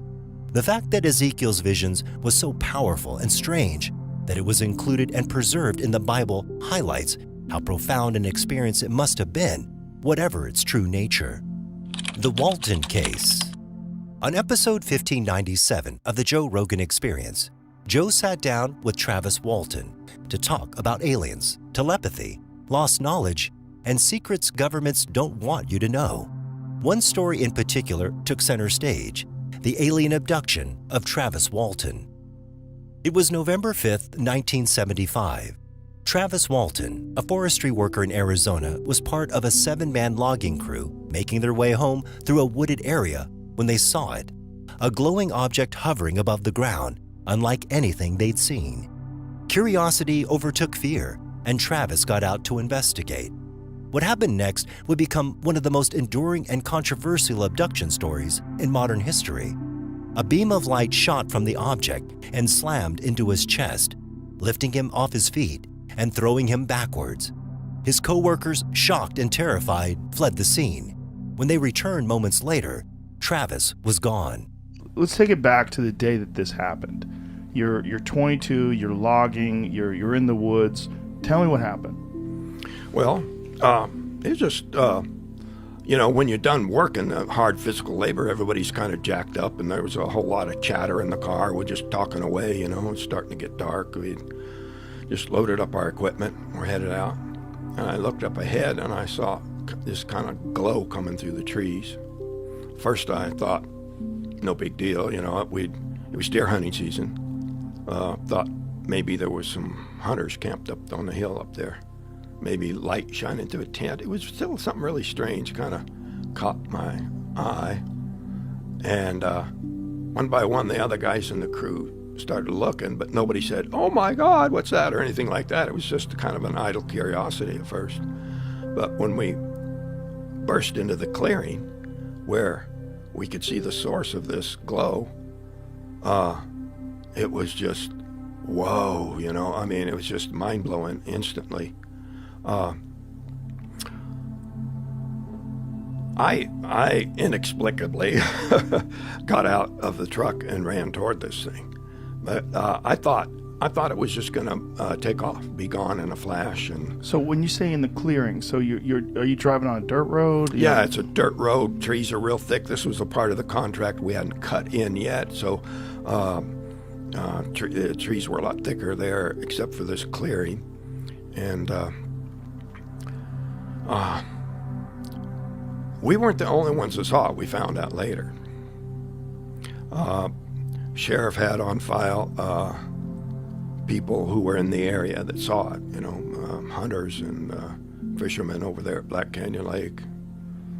And the movement that they described was what the crew described when it left. And of course I didn't see that, but what did they describe? They described this glow rising up and streaking off, I believe they said, toward the northeast. There were some people that probably don't want to be public about it, but there was one guy who was just deer hunting, and he worked in military intelligence, and he stuck by what he and his wife saw. They were both together. And another guy that was at Black Canyon Lake, I won't mention any of those guys' names unless they Joe's do, but found out later that there was more official investigation that nobody talked about at the time. Immediately, though, this was all nonsense, and these guys murdered him, and even my oldest brother, he didn't believe me. He thought they had killed me. What we were doing with the brush that we cut was piling it up. There were piles that were in the clearing so that the Forest Service could burn these piles, when the conditions were right, where it wouldn't spread, wet conditions otherwise, but burn up this excess material to reduce the fire danger in the woods. And my oldest brother was tearing those piles apart. He was certain that my body was under there. And there were some pretty testy confrontations between him and my brother. Jacques Vallée and James Fox corroborated his story in episode 1574, mentioning how a massive search followed, turning into a national story. Days passed with no sign of him. Then, 5 days later, Travis called his brother from a payphone in Heber, Arizona, 30 miles away. He was dazed, disoriented, and deeply shaken. What he later described was no dream or hallucination. It was vivid. Truck, and he got up as this thing was spooling up, according to him. It was, and he tried to make a run for the truck, and some kind of energy force hit him and knocked him like a Raggedy Ann doll all the way across, like 60 feet, and he landed, and those guys took off thinking they were next, and they left him for dead out there in the woods. And they're driving down the road, hightailing it out of there, and then the driver realizes, like, we can't leave Travis, man. We got to go back and get Travis. And they were all freaked out, thinking that they were going to be next. Finally, they argued, and he said, look, man, I'm going back to get Travis, whether you guys are with me or not. And if you want, you guys can stay here. I'll come back and get you. They're like, no, let's stick together. So they all stick together in the truck. They turned around, they went back. UFO gone, Travis gone. They go down into town, and they have to tell the authorities. And you can imagine, 1975, they're telling local authorities. And there's a small enough town where everybody kind of knows everybody. Hey, our buddy got abducted by a flying saucer, and he's gone. They were like, yeah, you guys are all under arrest for homicide. We'll start an intense search the next day with helicopters, dogs. It made world news all across, as you can imagine. These guys took lie detector tests. They said, they stuck to their story, even though they knew that people wouldn't believe them.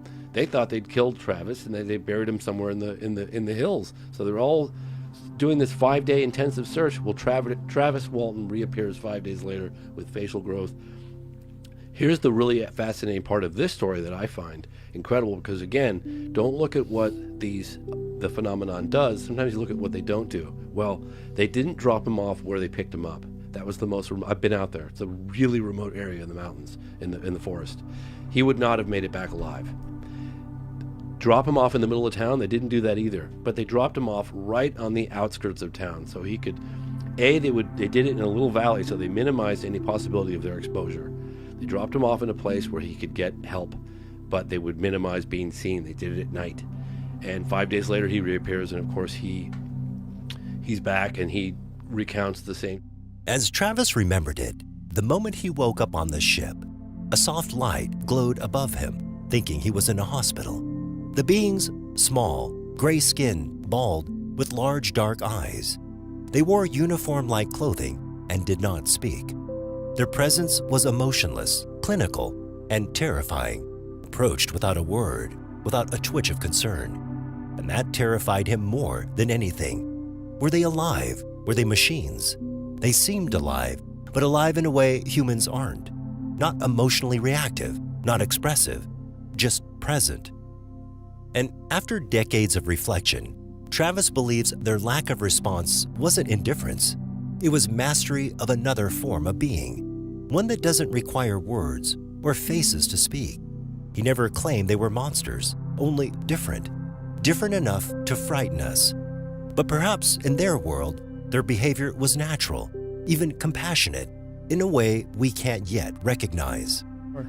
Story is, he woke up. It's funny, actually. I met with Travis a handful of times, and I sat down with him, and a lot of times when I really want to absorb a story, I close my eyes, and then their words recreate the visuals for me, so I see it. And so that's what I did with Travis at dinner, just the two of us. And I closed my eyes, and he told me he woke up on board. He was on a table, and he was kind of blurry-eyed, but he could see these little beings, and initially thought, what am I looking at here? Where am I? And he saw these little beings, and typical beings, they're diminutive body, big head, big almond-shaped black eyes. and he was absolutely terrified. And he grabbed some sort of instrument that was on the table, and he said that he even touched one of them, and he goes, I was surprised at how light it was. It moved really easily. And he started aggressively swinging some instrument that he found on the table towards these things, and then they scurried off and left the room. He went off, they went to the right, he went left, and he was walking down a hallway, and he said, you can imagine like polished aluminum. There were no seams, no rivets, no weld marks, but it was all solid, like one solid piece. And he said it was tight, and my shoulders were rubbing on either side of this hallway. And I was running down the hallway, totally freaked out, didn't know where he was, and he could having a hard time breathing. And he took a left, and he went into this room, and there was a command chair, and he sat in the command chair, and he started playing with buttons. He was trying to get out. He just wanted to get out. And all of a sudden there was a holographic projection of like a star chart that was holographic that appeared. And he was moving with these buttons, and everything started to move, and he thought, my God, if I'm on a spaceship, I could crash this thing. I don't know what I'm doing.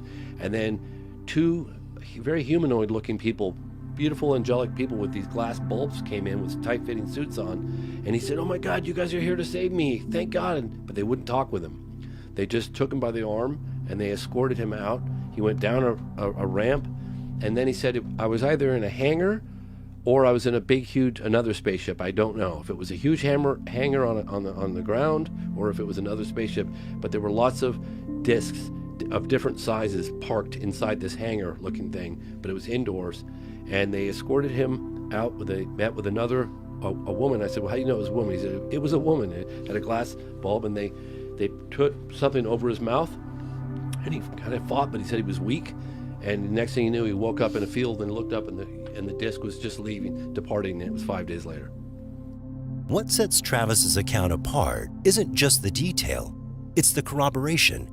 All 6 of his co-workers were questioned and given polygraph tests. 5 passed with flying colors. 1 test was inconclusive. None showed signs of deception. Travis himself underwent multiple lie detector tests over the years and passed them all. He was also evaluated for mental illness or delusions, and none were found. His story didn't waver over decades. It held its shape even under public scrutiny. And they all passed, and I interviewed a number of the eyewitnesses that were with him at the time. And there's a movie made about it called Travis, I believe. You should definitely look into it, but a documentary.